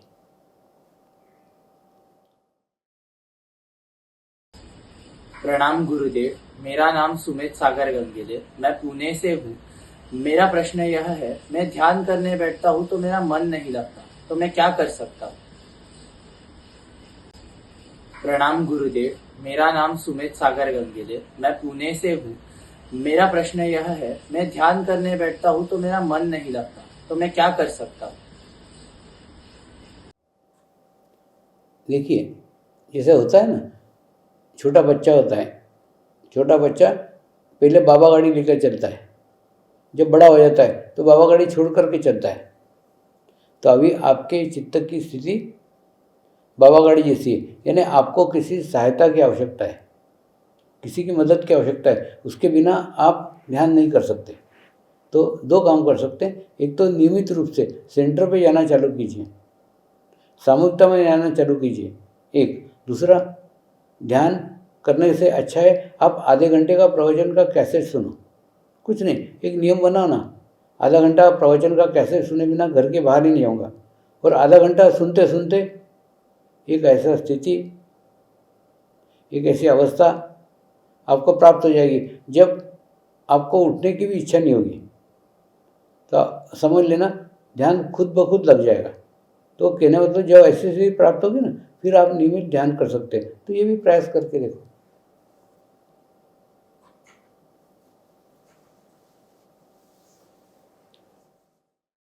स्वामी, मेरा नाम आयुष शर्मा है और मैं करोल सेंटर से हूँ। गुरुदेव, मेरा यह प्रश्न है कि मुझे ध्यान करने का मन क्यों नहीं करता, कृपया मार्गदर्शन कीजिए। जय बाबा स्वामी। बाबा स्वामी, मेरा नाम आयुष शर्मा है और मैं करोल सेंटर से हूँ। गुरुदेव, मेरा यह प्रश्न है कि मुझे ध्यान करने का मन क्यों नहीं करता, कृपया मार्गदर्शन कीजिए। जय बाबा स्वामी। मनुष्य का स्वभाव ये रहता है कि या तो वो कुछ काम करते रहता है तब उसको विचार नहीं आते, लेकिन अगर खाली बैठा रहता है तो उसको विचार आते हैं। तो हम ध्यान करने बैठते तब क्या करते हैं, शरीर से भी कोई काम नहीं करते और मन से विचार भी नहीं करते। तो ये दोनों चीज़ें करने की हमारे को आदत नहीं है, और आदत नहीं है, और दूसरा फिर आदत नहीं होने के कारण मन को हमारे एकाग्र नहीं होते आता है, और फिर हमारा मन नहीं करता कि ऐसे एकाग्र होकर बैठें। क्यों? क्योंकि मन के स्वभाव के विरुद्ध है। मन चंचल है और चंचल मन कभी स्थिर नहीं होता। तो हमको भी अभ्यास करके धीरे धीरे संकल्प, इसलिए मैंने बताया ना, सबसे बड़ी बात है संकल्प करो ना कि 30 मिनट मैंने मेरे गुरु को दान किए, वो मेरे है ही नहीं। मैंने गुरु दक्षिणा में 30 मिनट दिए हैं, वो मेरे है ही नहीं। मन लगे नहीं लगे, आप 30 मिनट बैठो। और दूसरा मैंने बताया ना, समझ लो आपने एक प्रवचन का कैसेट लगाया, सुनने बैठे, तो वहाँ 1 लाख लोग जो सुनने बैठे हैं उनका मन कर रहा है और अपना मन नहीं कर रहा है। तो हम कितने देर तक अपने मन के साथ रह सकते हैं? 1 दिन, 2 दिन, 3 दिन, चौथे दिन क्या होगा मन में? 1 लाख लोगों का मन कर रहा है ध्यान करने का, तो अपना भी मन उसमें विसर्जित हो जाएगा। क्यों? क्योंकि 1 लाख लोगों की सामूहिकता, 1 लाख लोगों की कनेक्टिविटी हमको प्राप्त हो गई तो उसके अंदर हमारा अस्तित्व शून्य हो गया। तो इसलिए अच्छी सामूहिकता में रहो, अच्छी कनेक्टिविटी में रहो। अब प्रवचन के कैसे सुनो ना, एक नियम बनाओ, ध्यान नहीं लगता ना, मत लगने दो। आप सिर्फ 30 मिनट प्रवचन का कैसेट सुनो, और अभी तो यूट्यूब के ऊपर कितने हजारों कैसेट्स उपलब्ध है, तो सुनो ना। उसको सुनोगे तो क्या होगा, धीरे धीरे एकदम आपको ध्यान खुद ही लग जाएगा। ध्यान करना नहीं पड़ेगा, और ध्यान करना नहीं पड़ता, कर्ता का भाव है ही नहीं, ध्यान खुद ब खुद लग जाता है। ध्यान एक अवस्था है, उस ध्यान में हमको जाना पड़ता है। होगा सब मेरे आशीर्वाद है, सब अच्छा होगा।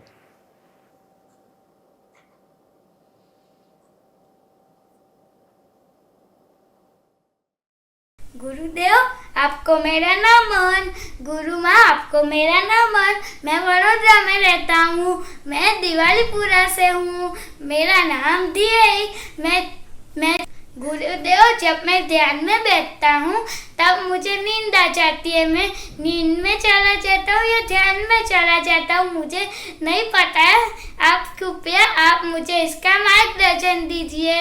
जय बाबा। गुरुदेव, आपको मेरा नमन। गुरु माँ, आपको मेरा नमन। मैं वडोदरा में रहता हूँ, मैं दिवालीपुरा से हूँ, मेरा नाम दिए। मैं गुरुदेव, जब मैं ध्यान में बैठता हूँ तब मुझे नींद आ जाती है। मैं नींद में चला जाता हूँ या ध्यान में चला जाता हूँ, मुझे नहीं पता है।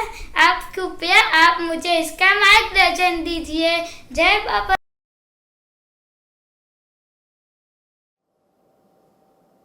कई बार हम हमारे जीवन में खूब विचार करते रहते हैं, विचारों में व्यस्त रहते हैं, और उसके बाद में जब ध्यान करने बैठते हैं ना, तो हमारी लेफ्ट साइड थोड़ी कमज़ोर रहती है, और लेफ्ट साइड कमज़ोर रहने के कारण हमको नींद आने लग जाती है। तो ये ना कुछ दिन की समस्या है, कुछ समय की समस्या है।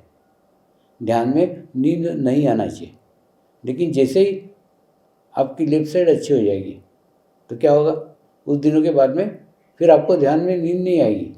जो नींद आ रही है ना, इसके कारण थोड़े प्रोटीन तत्व की अपने शरीर में कमी है, थोड़ा उसकी तरफ ध्यान दो। और दूसरा, नियमित ध्यान करो। ध्यान करते करते करते एक दिन ऐसा आएगा ध्यान में नींद नहीं आएगी। और दूसरा, जब नींद आती है तो हमको कुछ भी पता नहीं चलता, लेकिन ध्यान में हम जागरूक रहते हैं, जगे हुए रहते हैं, अवेयरनेस रहता है, वो खोया नहीं रहता है। तो नींद अलग है और ध्यान अलग है। तो नींद उन लोगों को आती है जिनका लेफ्ट साइड कमज़ोर है। होगा, धीरे धीरे ध्यान करते करते आपको भी अच्छी स्थिति प्राप्त होगी। मेरा आशीर्वाद है।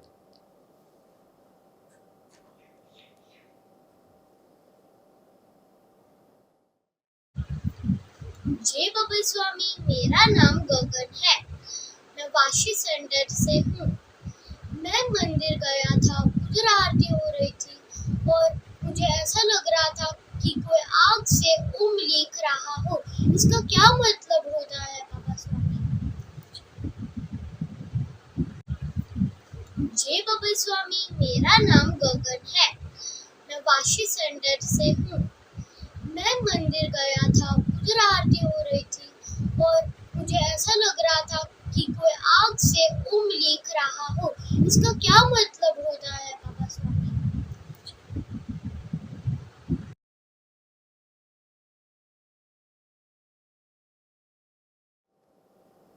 जब हम कोई सामूहिक प्रार्थना करते हैं, सामूहिक प्रयास करते हैं, तो वहाँ पे चैतन्य निर्माण हो जाता है। कई बार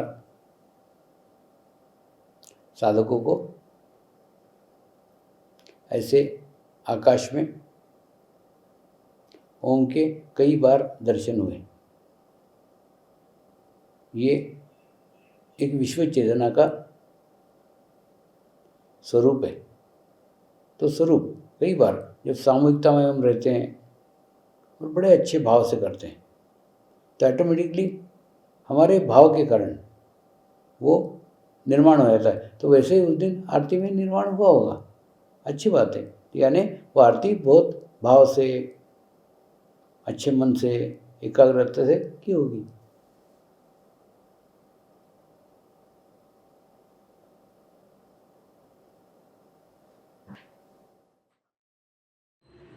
जय बाबा स्वामी, मेरा नाम तनिषा शर्मा है।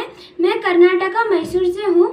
स्वामी जी, मैं रेगुलर ध्यान करती हूँ, मैं गुरु कार्य भी करती हूँ और मुझे अच्छी अच्छी अनुभूतियाँ भी आती है।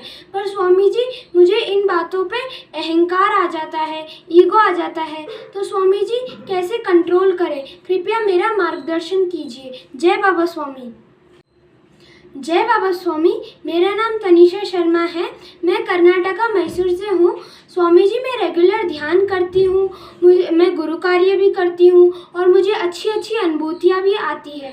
पर स्वामी जी, मुझे इन बातों पे अहंकार आ जाता है, ईगो आ जाता है। तो स्वामी जी, कैसे कंट्रोल करें? कृपया मेरा मार्गदर्शन कीजिए। जय बाबा स्वामी।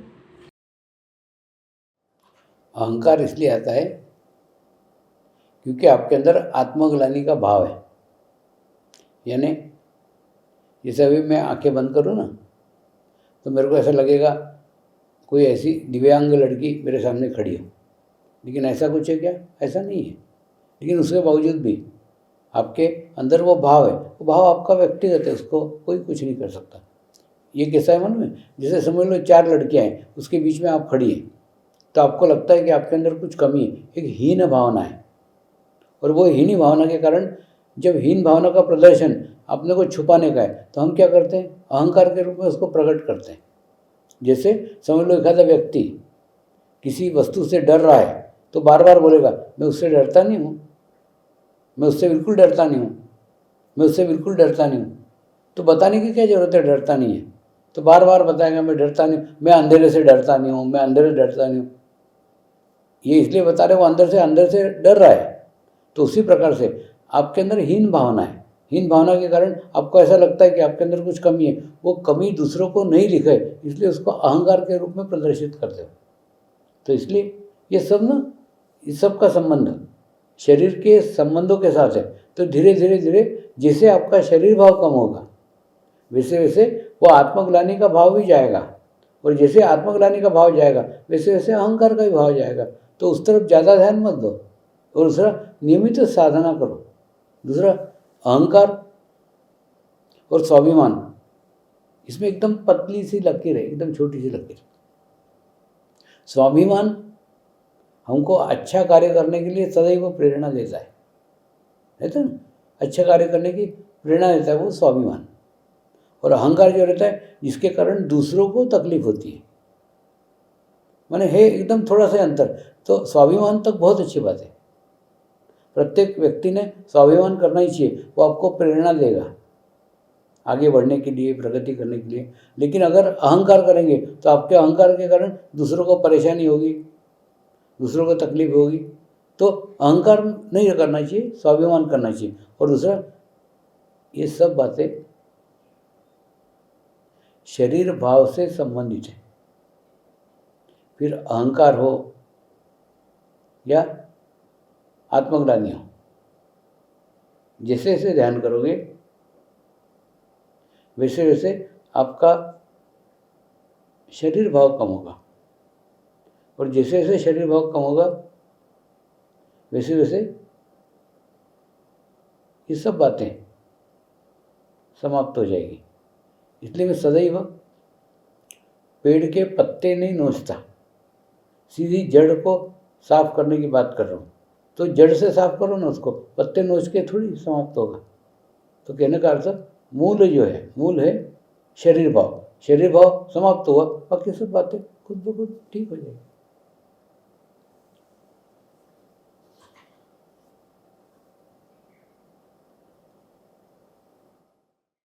बाबा स्वामी, नाम रोज है।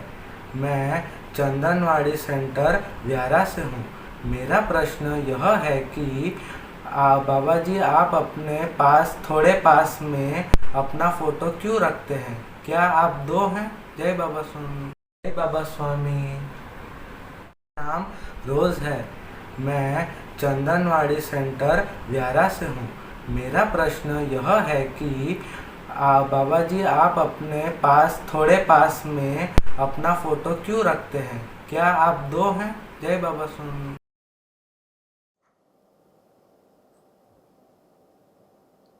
देखिए, एक वो शरीर है जिस शरीर से को आप देखते हैं, जिस शरीर के माध्यम से आप तक बात पहुंचती है, आपके प्रश्नों के उत्तर दिए जा सकते हैं। लेकिन इस शरीर के भीतर एक आत्मा है, जिस आत्मा ने इस शरीर को ज्ञान दिया है, नॉलेज दिया है। तो मैं मेरे उस आत्मा को नमन करके, आत्मा के साथ जुड़ करके फिर आपके साथ बात करता हूँ। आपको भी कहता हूँ, आप मेरे स्थूल शरीर से नहीं, आप मेरे सूक्ष्म शरीर के साथ संबंध स्थापित करो। देखिए, ये जो आत्म साक्षात्कार मिलता है ना, ये दिखता है कि स्थूल शरीर से हुआ है, लेकिन स्थूल शरीर से नहीं हुआ, ये सूक्ष्म शरीर से हुआ है। स्थूल शरीर दिख रहा है, स्थूल शरीर एक वेटर है जो आपको खाना परोस रहा है, लेकिन बनाने वाला कुक, बनाने वाला रसोइया, वो सूक्ष्म शरीर है। तो सूक्ष्म शरीर के साथ जुड़ो। तो सूक्ष्म शरीर के साथ जुड़ो तो ऑटोमेटिकली क्या होगा? तो ऑटोमेटिकली जो कुछ ज्ञान है, जो कुछ अनुभूति है, जो कुछ अनुभव है, सब आपको उसी से प्राप्त होता है। मान लो आपने अगर सूक्ष्म शरीर को परमात्मा मान लिया तो क्या होगा? सूक्ष्म शरीर में परमात्मा को पाया है, वो समाधान प्राप्त किया है, वही समाधान आपको भी प्राप्त हो जाएगा और आपकी भी परमेश्वर की खोज खत्म हो जाएगी। आप भी अपने भीतर परमात्मा को अनुभव करने लगेंगे, आपके अंदर स्वीकार भाव आ जाएगा। उसके बाद में आपके अंदर एक जीवन का सबसे बड़ा समाधान प्राप्त हो गया, मैंने परमात्मा को पा लिया, मैंने परमेश्वर को पा लिया, ये आपको प्राप्त होगा। इसलिए जैसा मैं अनुभव करता हूँ वैसा आप भी अनुभव कर सकते हैं। मैं सूक्ष्म शरीर के साथ जुड़ करके कार्यक्रम देता हूँ, आप भी सूक्ष्म शरीर के साथ जुड़ करके कार्यक्रम दे सकते हैं। इसलिए उस फोटो को साथ में रखता हूँ।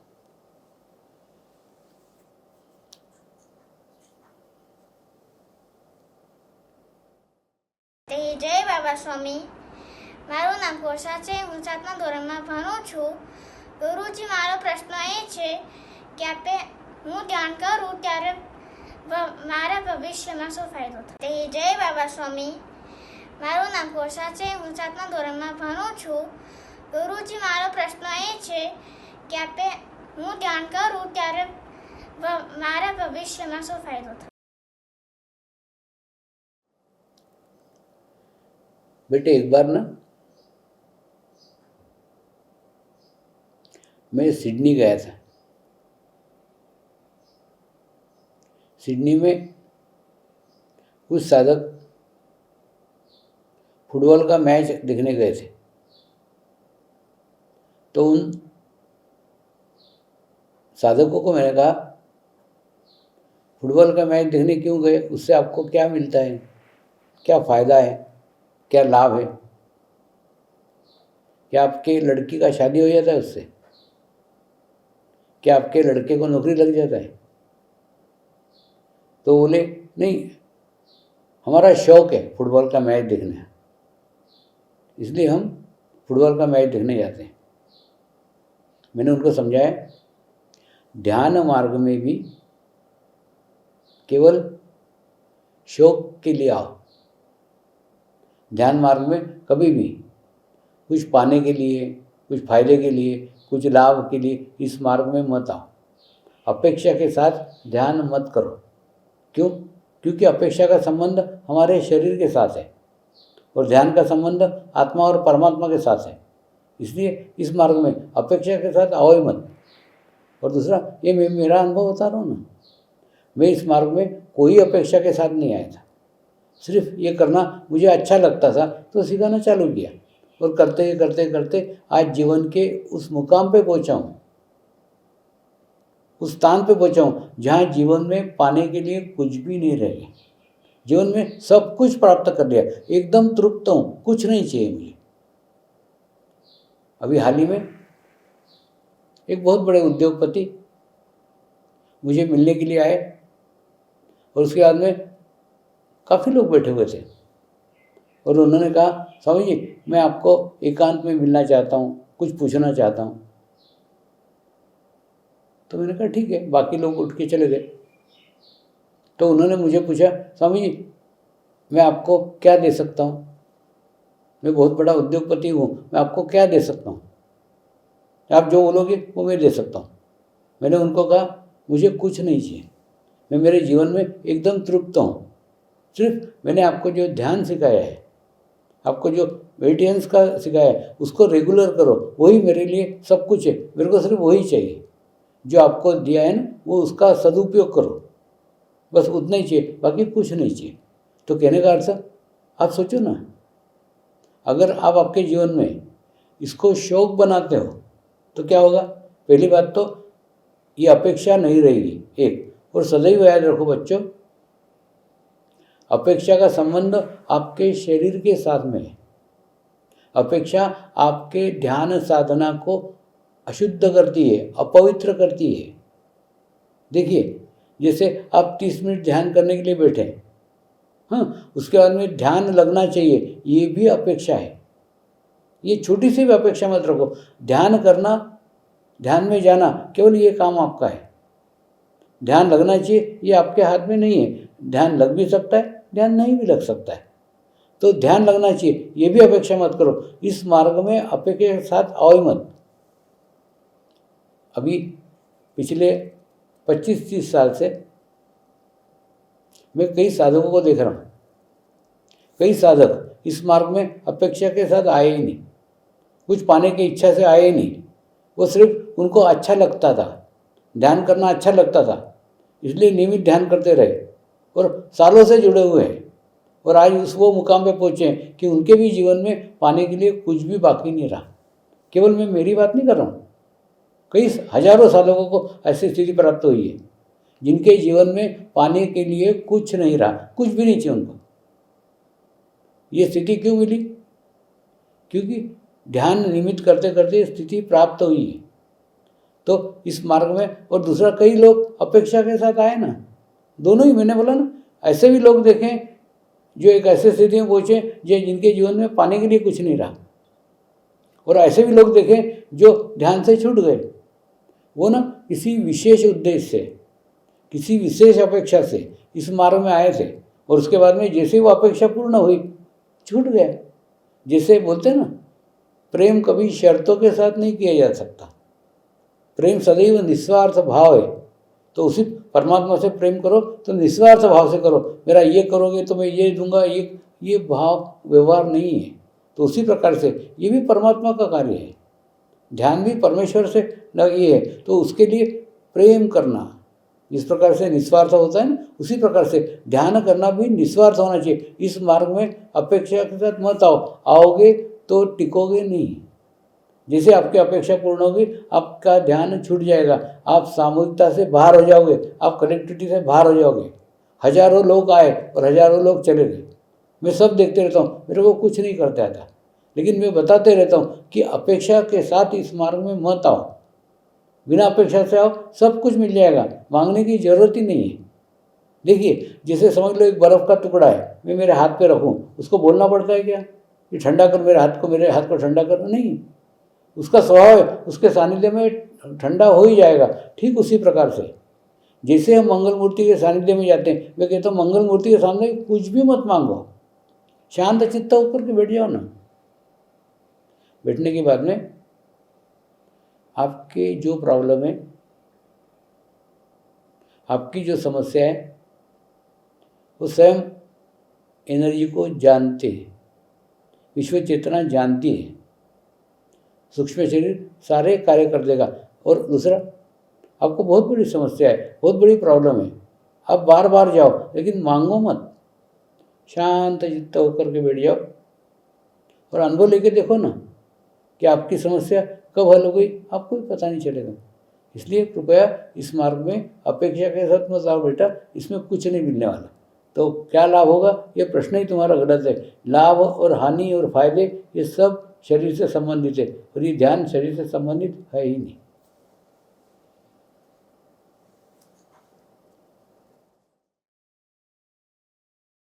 पूज्य गुरु जी के चरणों में कोटि कोटि प्रणाम। मेरा नाम श्रेयांश लाले है, मैं 8 साल का हूँ, मैं इंदौर मध्य प्रदेश में रहता हूँ। मेरा यह प्रश्न है कि गुरुदेव हमें गुरु दीक्षा का महत्व बताएं, एवं जब हम गुरु कार्य करेंगे, ध्यान का प्रचार करेंगे, तो हम अपने आप को कैसे मोटिवेट रखें? Thank you. पूज्य गुरु जी के चरणों में कोटि कोटि प्रणाम। मेरा नाम श्रेयांश लाले है, मैं 8 साल का हूँ, मैं इंदौर मध्य प्रदेश में रहता हूँ। मेरा यह प्रश्न है कि गुरुदेव हमें गुरु दीक्षा का महत्व बताएं, एवं जब हम गुरु कार्य करेंगे, ध्यान का प्रचार करेंगे, तो हम अपने आप को कैसे मोटिवेट रखें? Thank you. देखिए, जैसे सूरज उगता है कि नहीं, हम देखते हैं रोज सूर्योदय होता है, सूरज उगता है, सूरज सबको प्रकाश देता है। आप उसको नमस्कार करो तो भी देता है, नहीं नमस्कार करो तो भी देता है। आप उसको सूर्य भगवान बोलो तो भी देता है, नहीं बोलो तो भी देता है। यानी वैसे ही गुरु का है, गुरु भी सबको एक जैसा समान देते रहता है, क्योंकि वो निसर्ग से समरस रहता है। हाँ, लेकिन अगर हम उसको नमस्कार करते हैं, हम उसको मानते हैं, हम गुरु दीक्षा लेते हैं, तो क्या होता है, हम उसको गुरु के रूप में मान्यता देते हैं, उससे हमारी रिसीविंग बढ़ती है। एक हमारा भाव हम प्रकट करते हैं कि तुमने हमको आत्म साक्षात्कार दिया, तुम्हारे माध्यम से हमको आत्म साक्षात्कार प्राप्त हुआ, तो हम तुमको गुरु मानते हैं। गुरु साक्षात परब्रह्म कहा गया है, तो यानी साक्षात परमेश्वर अगर कोई है तो गुरु के रूप में, तो हम तुमको गुरु के रूप में मान रहे हैं, ये मान्यता देते हैं। और दूसरा, रही बात बेटे गुरु कार्य की, तो पहले बड़े हो, सक्षम हो, अच्छे हो, तुमको ही गुरु कार्य करने का है, आगे जाकर के तुमको ही कार्य देखने का है। मैं तो तुम्हारे लिए मार्ग बना रहा हूँ, तुम्हारे लिए रास्ता बना रहा हूँ, और गुरु कार्य करते समय सदैव याद रखो कि एक जैसे पाइप है ना, वे एक गंदा पाइप था जिसमें मिट्टी थी, कीड़े थे, लेकिन मेरा गुरु एकदम पावरफुल पाइप था। तो जैसे इस पाइप के साथ में जुड़ गया तो पानी इधर से घुसता है और इधर से निकलता है, और निकलने वाला पानी नाली में गया तो भी ये पाइप स्वच्छ हो जाता है, निकलने वाला पानी किसी ने पिया तो भी ये पानी स्वच्छ हो जाता है। तो सदैव याद रखो, किसी अपेक्षा के साथ प्रचार मत करो। प्रचार करने के लिए जाओ ना तो अपने आप को मोटिवेट करो कि प्रचार हम दूसरों के लिए नहीं कर रहे हैं, हम पाइप है, हम अपने आप को सफाई करने के लिए, अपने आप को स्वच्छ करने के लिए प्रचार कर रहे हैं। तो किसी के ऊपर उपकार कर ही नहीं रहे, और अपेक्षा मत करो कि तुमने प्रचार करने के बाद में उसने आना ही चाहिए, उसने सीखना ही चाहिए, कोई ज़रूरी नहीं है।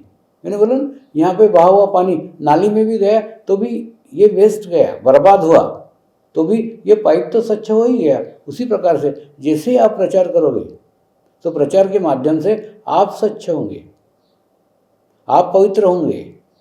प्रचार के माध्यम से आप उस गुरु की सूक्ष्म शरीर के साथ जुड़ेंगे, उसके ब्लेसिंग, उसके आशीर्वाद आपको प्राप्त होंगे।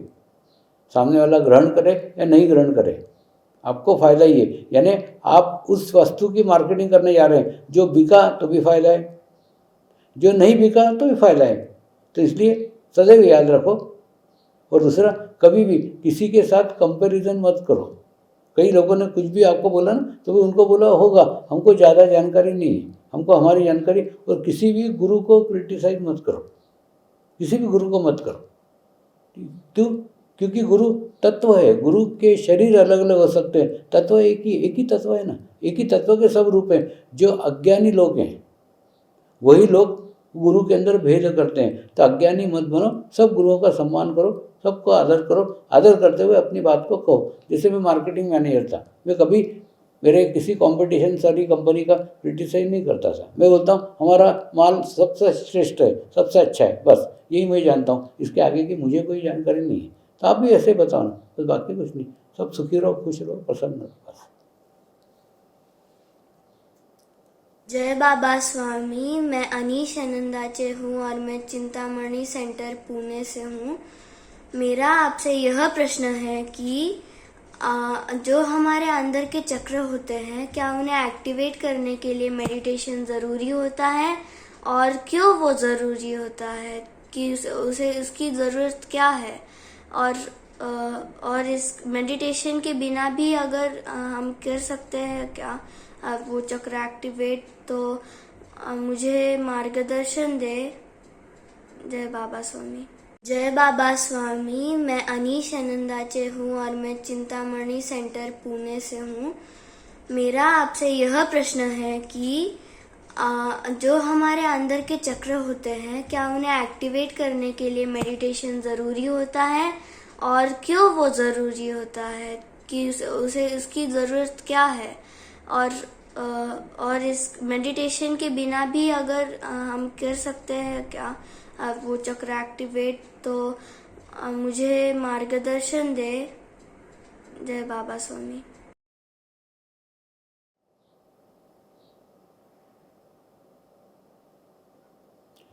बेटे, हमारे जीवन की जितनी भी समस्याएं हैं, जितने भी प्रॉब्लम्स हैं, ये सब इन्हीं चक्रों से संबंधित हैं। तो अगर ये चक्र अच्छे हो जाएंगे तो हमारे जीवन की समस्याएं भी कम होंगी, जीवन की बीमारियां भी कम होंगी।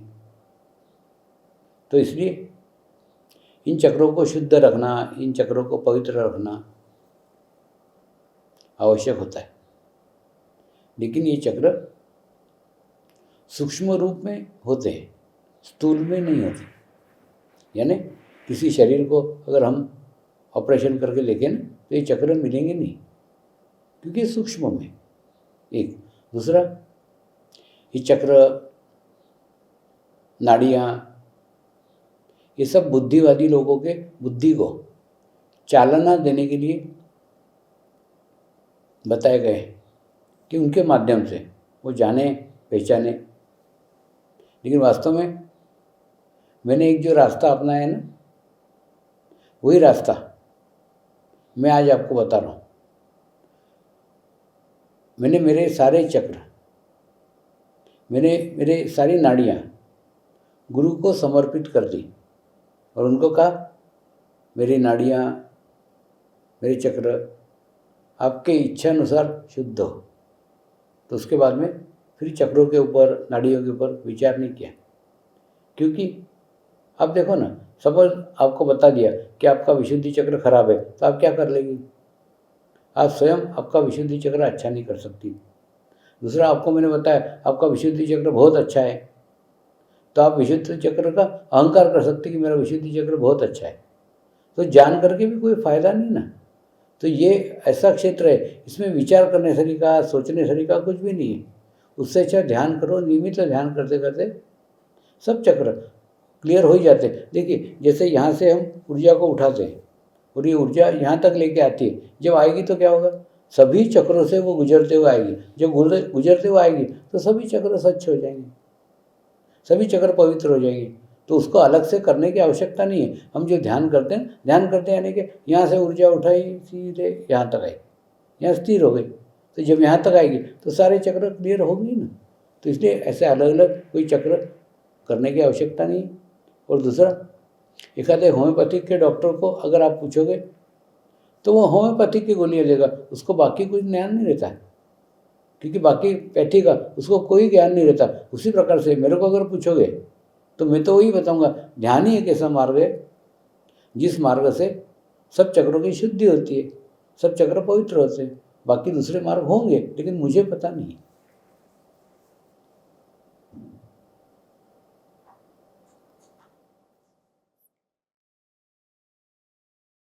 बाबा स्वामी, आपके चरणों में मेरा कोटि कोटि प्रणाम। और मेरा नाम साहिल नायक है। मेरा पहला प्रश्न ये है कि आप हम मेरे जैसे बच्चों के लिए 8 दिनों का शिविर क्यों नहीं लेते? और मेरा दूसरा सवाल है कि मेरे को एक दिन मेडिटेशन में एक अनुभूति हुई थी जिसमें मुझे हिमालय दिख रहा था और ऊपर से एक रोशनी आ रही थी मेरे पास। तो क्या उसका ये मतलब है कि मुझे हिमालय के दर्शन हो गए? क्योंकि जब मैंने मम्मी से पूछा कि मुझे हिमालय का दर्शन हो गया तो मम्मी ने कहा हाँ। और फिर मैंने पूछा कि तुझे अनुभूति हुई थी क्या? फिर मम्मी ने नहीं बोला और मेरी बहन को भी नहीं हुआ। क्या इसका मतलब ये है कि मेरा दर्शन हो गया? मुझे सवाल का जवाब आपसे ही चाहिए। नमस्कार। बाबा स्वामी, आपके चरणों में मेरा कोटि कोटि प्रणाम। और मेरा नाम साहिल नायक है। मेरा पहला प्रश्न ये है कि आप हम मेरे जैसे बच्चों के लिए 8 दिनों का शिविर क्यों नहीं लेते? और मेरा दूसरा सवाल है कि मेरे को एक दिन मेडिटेशन में एक अनुभूति हुई थी जिसमें मुझे हिमालय दिख रहा था और ऊपर से एक रोशनी आ रही थी मेरे पास। तो क्या उसका ये मतलब है कि मुझे हिमालय के दर्शन हो गए? क्योंकि जब मैंने मम्मी से पूछा कि मुझे हिमालय का दर्शन हो गया तो मम्मी ने कहा हाँ। और फिर मैंने पूछा कि तुझे अनुभूति हुई थी क्या? फिर मम्मी ने नहीं बोला और मेरी बहन को भी नहीं हुआ। क्या इसका मतलब ये है कि मेरा दर्शन हो गया? मुझे सवाल का जवाब आपसे ही चाहिए। नमस्कार।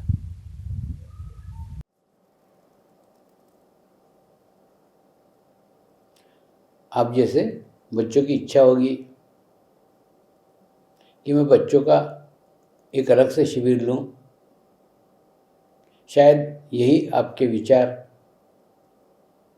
मुझ तक पहुँचे और मुझे बच्चों का 3 दिन का बाल शिविर लेने की प्रेरणा मिली।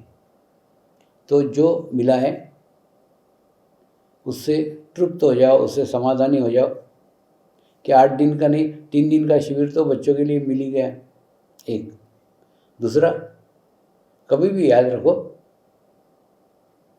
ध्यान करते करते ध्यान में कुछ भी अनुभूति आए, आपने जो हिमालय का बताया ना, ये भी एक अनुभूति थी। यानी आप चित्त से हिमालय में चले गए थे तो वहाँ की अनुभूति, वहाँ का वातावरण, वहाँ का दृश्य आपको दिखा। तो इस प्रकार की कोई भी अनुभूति अगर हमारे को होती है ना, तो सदैव याद रखो अनुभूति स्थायी नहीं है। हमको अनुभूति के लिए सतत अभ्यास करना पड़ता है। जैसे मैंने अभी उदाहरण दिया कि एक पीतल का ग्लास है, वो पीतल के ग्लास को हमने खूब मांजा, खूब चमकाया, एकदम चमचम सोने जैसा चमक रहा है, लेकिन ग्लास को हम दूसरे दिन देखेंगे तो चमकेगा क्या? नहीं, उसके ऊपर डस्ट आ जाएगी, उस पर धूल आ जाएगी और उसके बाद में उसकी चमक चली जाएगी। ठीक है, तो उसी प्रकार से ध्यान में कितनी भी अच्छी अवस्था प्राप्त हुई, ध्यान में कितनी भी अच्छी अनुभूति हुई, तो भी अनुभूति स्थायी नहीं है। हमको नियमित ध्यान करके, नियमित मेडिटेशन करके उस स्थिति को बनाए रखना पड़ता है। तो इसलिए एक अनुभूति थी, अनुभूतियाँ ऐसी होती जाएगी, उन अनुभूतियों पर अटको मत और अनुभूति पे रुको मत। और दूसरा, ऐसी अपेक्षा मत करना भविष्य में कि फिर ऐसी अनुभूति हो, क्योंकि अपेक्षा करोगे तो अनुभूति नहीं होगी। यह अनुभूति बिना अपेक्षा से आपको अनायास प्राप्त हो गई थी, ऐसे अनायास प्राप्त होगी।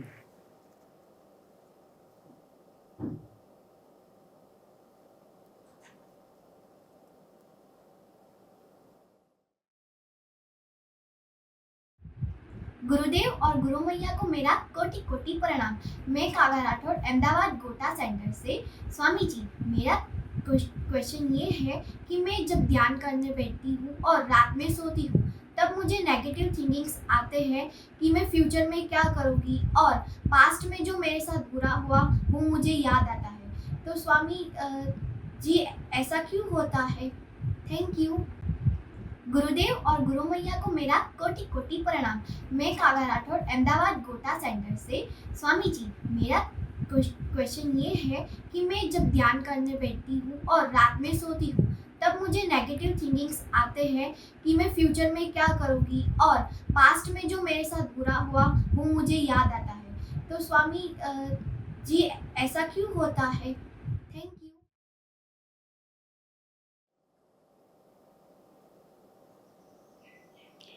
बेटे, पुराने ज़माने में एक घड़ी रहती थी, इसमें एक पेंडुलम रहता था। वो पेंडुलम पास्ट में और फ्यूचर में, पास्ट में और फ्यूचर में घूमते रहता था। यानी 3 इंच इधर जाता था, 3 इंच इधर जाता था।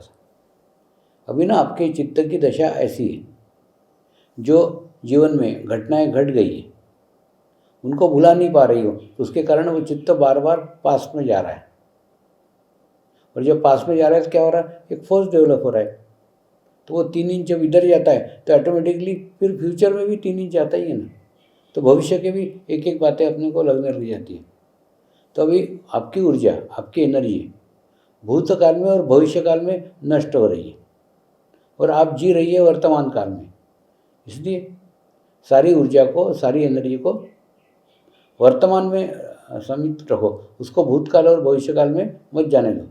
समझ लो 2 रोटी खाते हो तो 1 रोटी का एनर्जी खर्च करती हो भूतकाल में, 1 रोटी का एनर्जी खर्च करती हो भविष्यकाल में, तो फिर एनर्जी रहती नहीं ना वर्तमान में। इसलिए वर्तमान में रहो, प्रेजेंट में रहो, ताकि जो भी कार्य करो उसमें सफल हो। मेरे आशीर्वाद है, सब अच्छा होगा।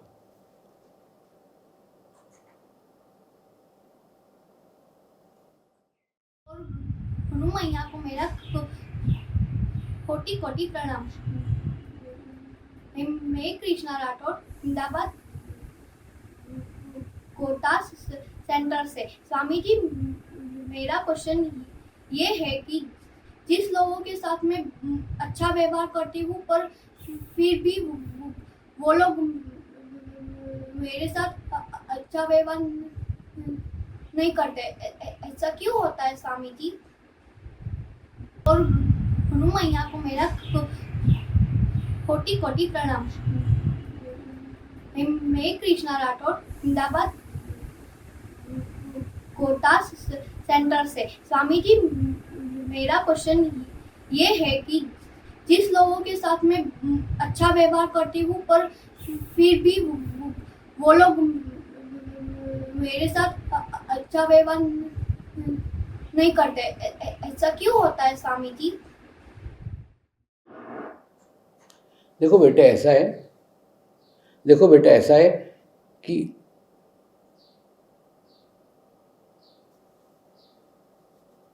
तुम आत्मग्लानि करती हो। आत्मग्लानि करती हो यानी 4 लड़कियों के बीच में जब तुम रहती हो कि नहीं, तो तुमको लगता है कि तुम्हारे अंदर कुछ कमी है। वास्तव में कुछ कमी है क्या? कुछ कमी नहीं है। लेकिन तुम्हारी हीन भावना है, उस हीन भावना से पहले बाहर निकलो। जो मनुष्य अपनी नज़र में गिरा हुआ है वो कभी भी दुनिया की नज़र में उठ नहीं सकता, एक। और दूसरा, जो आप कह रहे हो ना कि मैं दूसरे के लिए अच्छे भाव रखती हूँ, उसके बावजूद भी दूसरे मेरे लिए अच्छे भाव नहीं रखते, तो सदैव याद रखो, हम ना कोई किसी के लिए अच्छा कार्य करते हैं, अच्छी मदद करते हैं, समझ लो हम किसी सहेली को अच्छी मदद करते हैं, हाँ, और हम अपेक्षा करते हैं कि वही सहेली हमको भी अच्छी मदद करे, तो ये तो व्यवहार हो गया ना। और परमेश्वर के राज्य में व्यवहार नहीं है।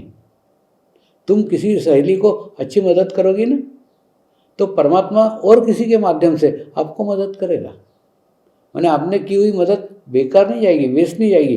लेकिन आपकी गलती क्या होती है, आप संकुचित भावना रखते हो, आप सोचते हो मैंने इस सहेली को इतनी मदद की, उसके बावजूद भी वो सहेली ने मुझे मदद नहीं की, तो आप क्या करते हो, उसी सहेली से मदद पाने की अपेक्षा रखते हो।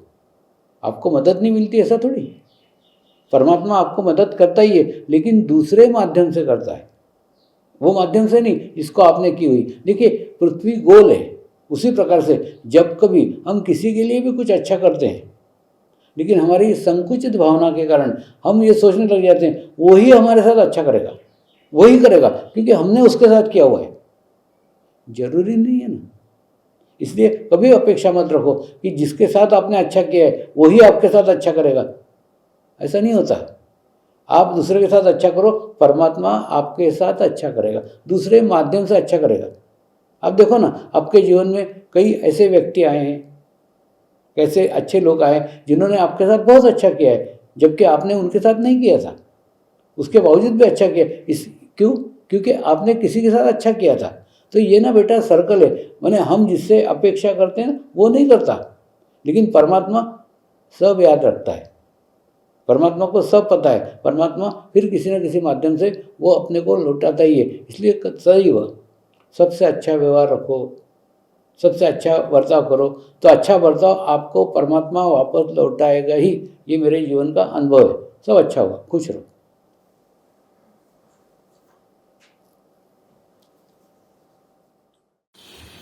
जय बाबा स्वामी, गुरु माँ और गुरुदेव के चरणों में कोटि कोटि वंदन।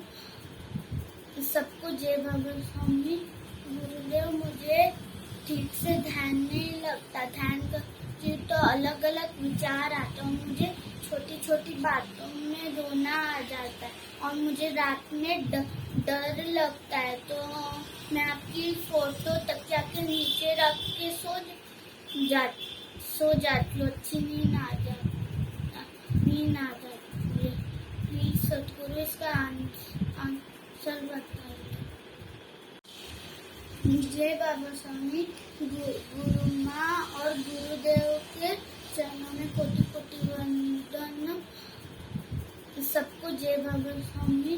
गुरुदेव, मुझे ठीक से ध्यान नहीं लगता, ध्यान करती तो अलग अलग विचार आते हैं, मुझे छोटी छोटी बातों में रोना आ जाता है और मुझे रात में डर लगता है। तो मैं आपकी फोटो तकिया के नीचे रख के सो जाती हूँ, अच्छी नींद आ जाती है। प्लीज सतगुरु इसका आंसर बताइए।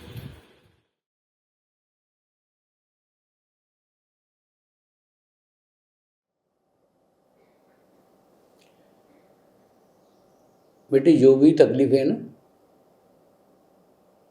जो भी परेशानी है, वो शरीर से संबंधित है। जैसे ध्यान नहीं लगता, विचार आते हैं, ये भी शरीर से संबंधित है। जैसे जैसे आपका शरीर भाव कम होगा ना, वैसे वैसे विचार कम आएंगे। दूसरा, डर लगता है नहीं क्या? डर आपके भीतर है, आपके अंदर है। क्यों? क्योंकि आपके अंदर विश्वास की कमी है। आप संपूर्ण विश्वास रखो ना, सिर्फ मेरा फोटो रखने से नहीं होगा, फोटो के साथ विश्वास भी रखो कि स्वामी जी सदैव मेरे साथ में, मेरा बुरा कभी कुछ हो ही नहीं सकता। ये विश्वास जितना स्ट्रांग करोगे, जितना मजबूत करोगे, ऑटोमेटिकली आपका संबंध सूक्ष्म शरीर के साथ उतना ही पास का प्राप्त होगा। और जितना पास का होगा तो आपको कभी भी डर नहीं लगेगा। डर भीतर है, इसलिए वो बाहर लगता है, तो वो जो लग रहा है ना वो भी नहीं लगेगा।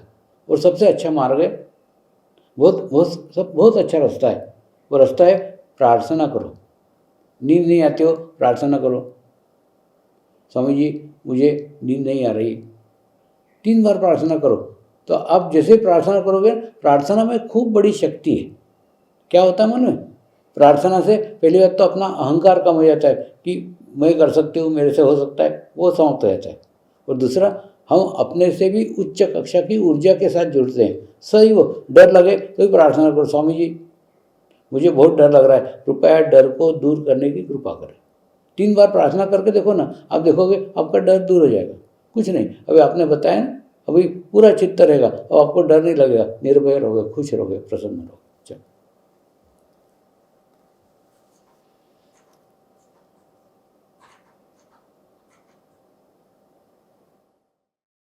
प्रणाम गुरुदेव, मेरा नाम आयुराज विजय है। मैं 10वीं कक्षा में पढ़ता हूँ। मैं महाराष्ट्र के एक कराड़ सेंटर से हूँ। मेरा प्रश्न है कि मैं एक दिन प्रवचन सुनते सुनते ध्यान कर रहा था, तो मैंने ध्यान में देखा कि मैं स्वामी जी की जगह खुद प्रवचन दे रहा हूँ। यह क्या है? कृपया मार्गदर्शन कीजिए। प्रणाम गुरुदेव, मेरा नाम आयुराज विजय है। मैं 10वीं कक्षा में पढ़ता हूँ। मैं महाराष्ट्र के एक कराड़ सेंटर से हूँ। मेरा प्रश्न है कि मैं एक दिन प्रवचन सुनते सुनते ध्यान कर रहा था, तो मैंने ध्यान में देखा कि मैं स्वामी जी की जगह खुद प्रवचन दे रहा हूँ। यह क्या है? कृपया मार्गदर्शन।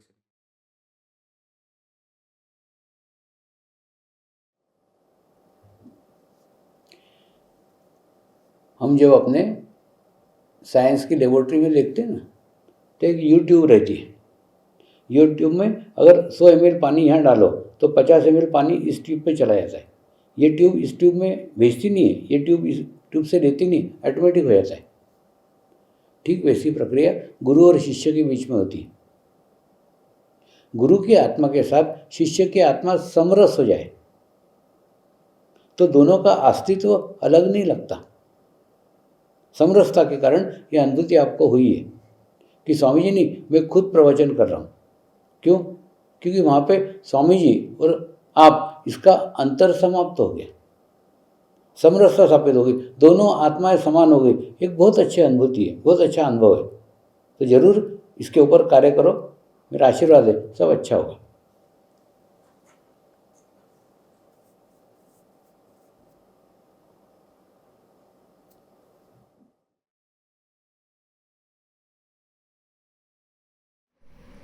गुरु माँ और गुरुदेव के चरणों में कोटि कोटि प्रणाम। मैं प्राणवी दुबे जोधपुर शहर से आपसे ये पूछना चाहती हूँ कि ईश्वर के दर्शन करना संभव है और हम ईश्वर तक आसानी से कैसे पहुँचे? धन्यवाद। गुरु माँ और गुरुदेव के चरणों में कोटि कोटि प्रणाम। मैं प्राणवी दुबे जोधपुर शहर से आपसे ये पूछना चाहती हूँ कि ईश्वर के दर्शन करना संभव है और हम ईश्वर तक आसानी से कैसे पहुँचे? धन्यवाद।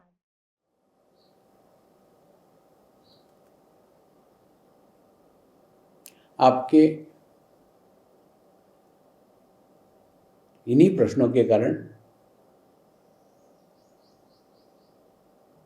मैं इस मार्ग में आया था कि मैं ईश्वर के दर्शन करना चाहता था, ईश्वर को पाना चाहता था। और उसके लिए फिर जिसने जो जो कहा वो सब मैंने मेरे जीवन में किया और सारे प्रयत्न असफल रहे। तो मैं मेरे अनुभव के आधार पर कह सकता हूँ, शरीर के प्रयत्नों से ईश्वर प्राप्ति संभव नहीं है। और जब शरीर के प्रयत्न समाप्त हो जाते तो क्या होता है? प्रार्थना का जन्म होता है। फिर प्रार्थनाएं करने लग गया, और जब प्रार्थनाएं करने लग गया तब मेरे जीवन में मेरे गुरु का आगमन हुआ। और गुरु का आगमन होने के बाद में हिमालय में, नेपाल में, जब उन्होंने मुझे आत्म साक्षात्कार कराया,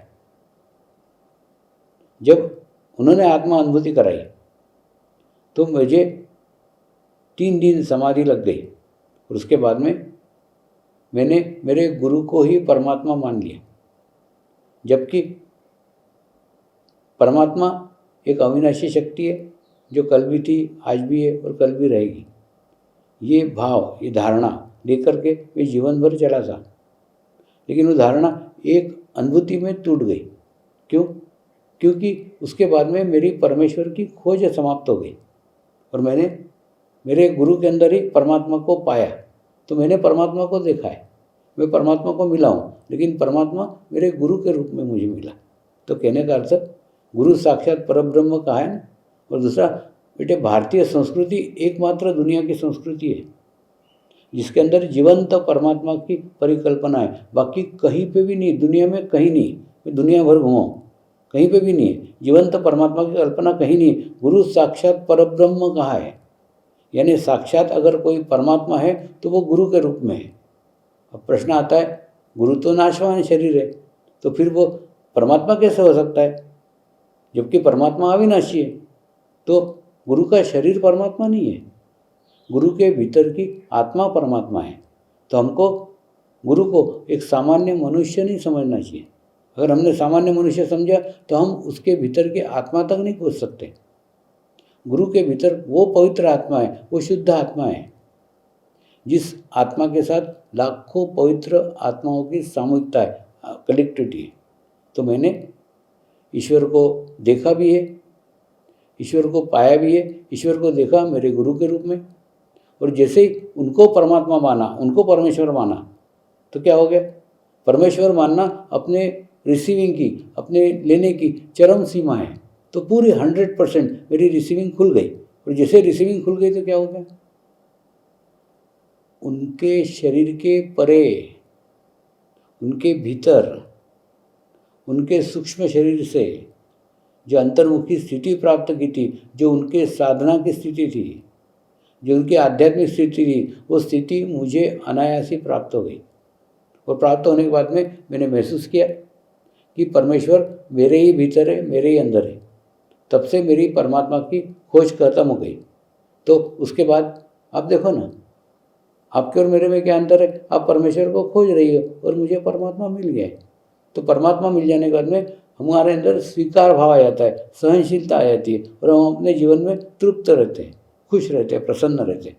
ऐसा आपको जैसा मुझे मिला है वैसे आपको भी परमात्मा मिले। शुभ इच्छा।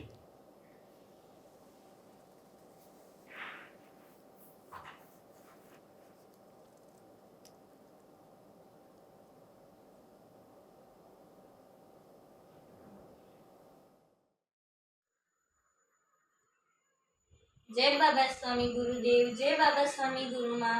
मेरा नाम जैनी अमित पटेल है। मैं तिरुपति सेंटर चांदोड़िया अहमदाबाद से हूँ। मेरा प्रश्न ये है कि हम हमारे जीवन में आने वाली हर एक परिस्थितियों जैसे कि सुख या दुख, हम अपने आप को स्थिर कैसे रख सकते हैं? कृपया इसका मार्गदर्शन कीजिए। जय बाबा स्वामी।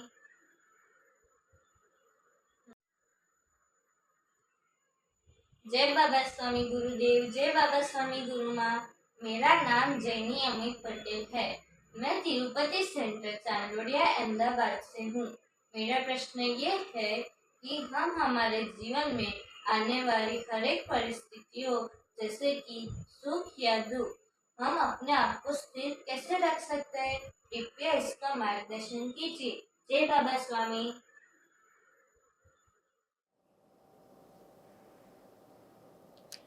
देखिए,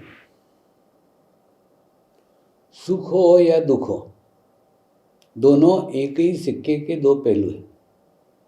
यानी जो व्यक्ति सुख का अनुभव कर सकता है वो व्यक्ति दुख का भी अनुभव कर ही सकता है कि नहीं? दोनों एक दूसरे के हैं और ध्यान उसके भी ऊपर की स्थिति है, क्योंकि सुख का भी संबंध शरीर के साथ है, दुख का भी संबंध शरीर के साथ है और ध्यान का संबंध शरीर से परे है।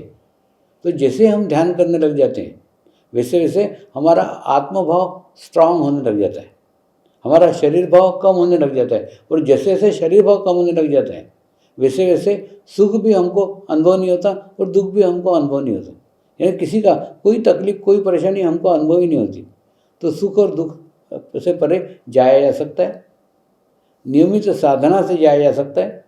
तो नियमित ध्यान साधना कीजिए, करते करते करते हम दुख और सुख से परे हो सकते हैं और जा सकते हैं।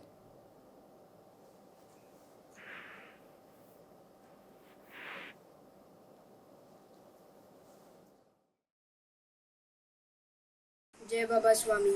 माझं नाव श्रेयस निवृत्ती कदम आहे. मी 12 वर्षांचा आहे. मी मानखुर्द मुंबई इथून बोलत आहे.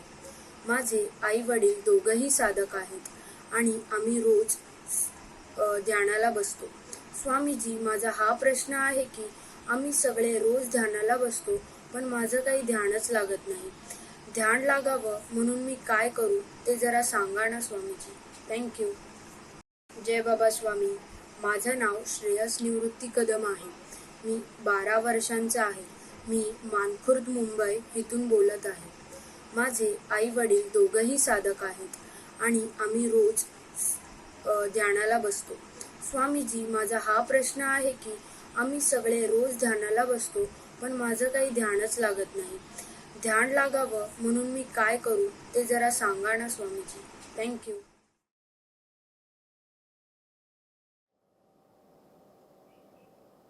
बेटा, तुला ना नकारात्मक विचार खूप येतात. त्या नकारात्मक विचारांमुळे ध्यानामध्ये बाधा येते ना.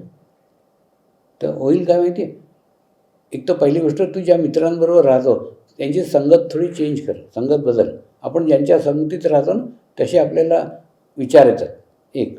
दुसरं, आणि संगत चांगली कर. आता चांगली संगत करायला काय करू शकतो, एक नियम बनव ना, रोज सकाळी उठल्यानंतर एक अर्धा तास प्रवचनाची कॅसेट ऐकायची. तर त्याच्यामध्ये समजा 1,00,000 लोकांसाठी ते प्रवचन आहे, तर 1,00,000 लोक सकारात्मक विचार करतात, ते चांगले विचार करतात, ते निर्विचार ते, तर त्यांच्याबरोबर तू नकारात्मक विचार नाही करू शकणार ना. तर असं अर्धा तास करून बघ ना, अर्धा तास रोज ती प्रवचनाची कॅसेट ऐकायची, नंतरच बाहेर जायचं. तर ॲटोमॅटिकली काय होईल, एक तर वाईट संगत सोड, दुसरं चांगली संगत लाव. तर चांगली संगत या कॅसेटच्या माध्यमातून लागू शकते. 1,00,000 लोकांची सामूहिकता मिळू शकते, कनेक्टिव्हिटी मिळू शकते. ते ॲटोमॅटिकली करून बघ ना. हे आता यूट्यूबवर तर खूप सारी प्रवचन आहेत. तर हे जसं करायला लागेल ना, तर नंतर करता करता एकदम असं प्रवचन ऐकतोय पण ऐकता ऐकता ध्यान लागून गेलं. असे जेव्हा तुला अनुभव यायला लागतील ना, तेव्हा मग तू ध्यानाला बस, तर ध्यान लागेल. आत्ता ध्यान करण्यासारखी तुझी स्थिती नाही आहे, तू खूप नकारात्मक विचार करतो, तर त्याच्यातून तुला बाहेर काढायची गरज. नमस्कार. चांगलं होईल, सगळं छान होईल.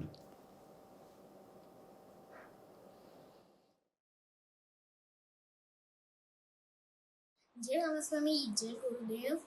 मैं सूरत से हूँ, मिथिला नगरी सेंटर से. मेरा नाम प्रियांशु पटेल है और मेरा प्रश्न ये है कि जब भी मैं मेडिटेशन करने बैठता हूँ फोकस से, लेकिन फिर भी मुझे अलग थॉट्स क्यों आते हैं. जय बाबा स्वामी. जय बाबा स्वामी, जय गुरुदेव. मैं सूरत से हूँ, मिथिला नगरी सेंटर से. मेरा नाम प्रियांशु पटेल है और मेरा प्रश्न ये है कि जब भी मैं मेडिटेशन करने बैठता हूँ फोकस से, लेकिन फिर भी मुझे अलग थॉट्स क्यों आते हैं. जय बाबा स्वामी.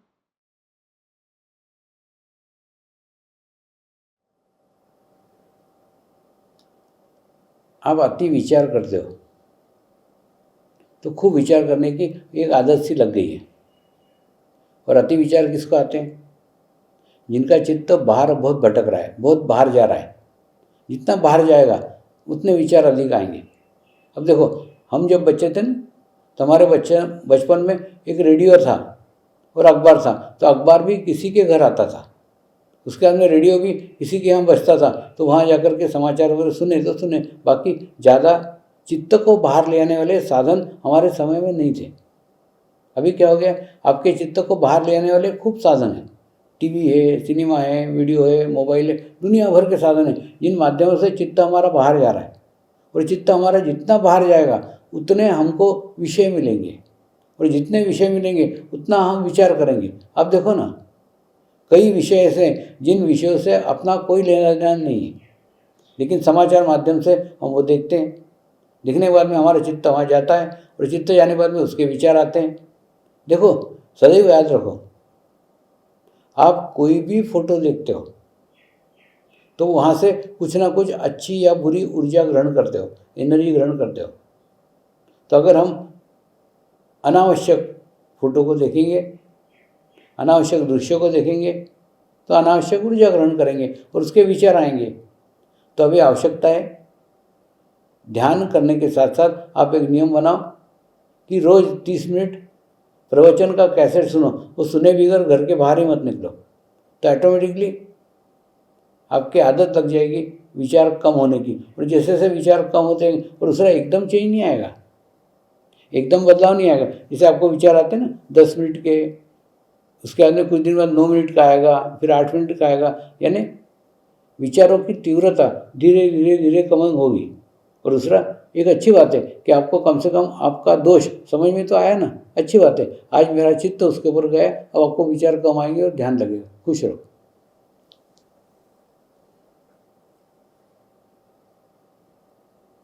नमस्कार।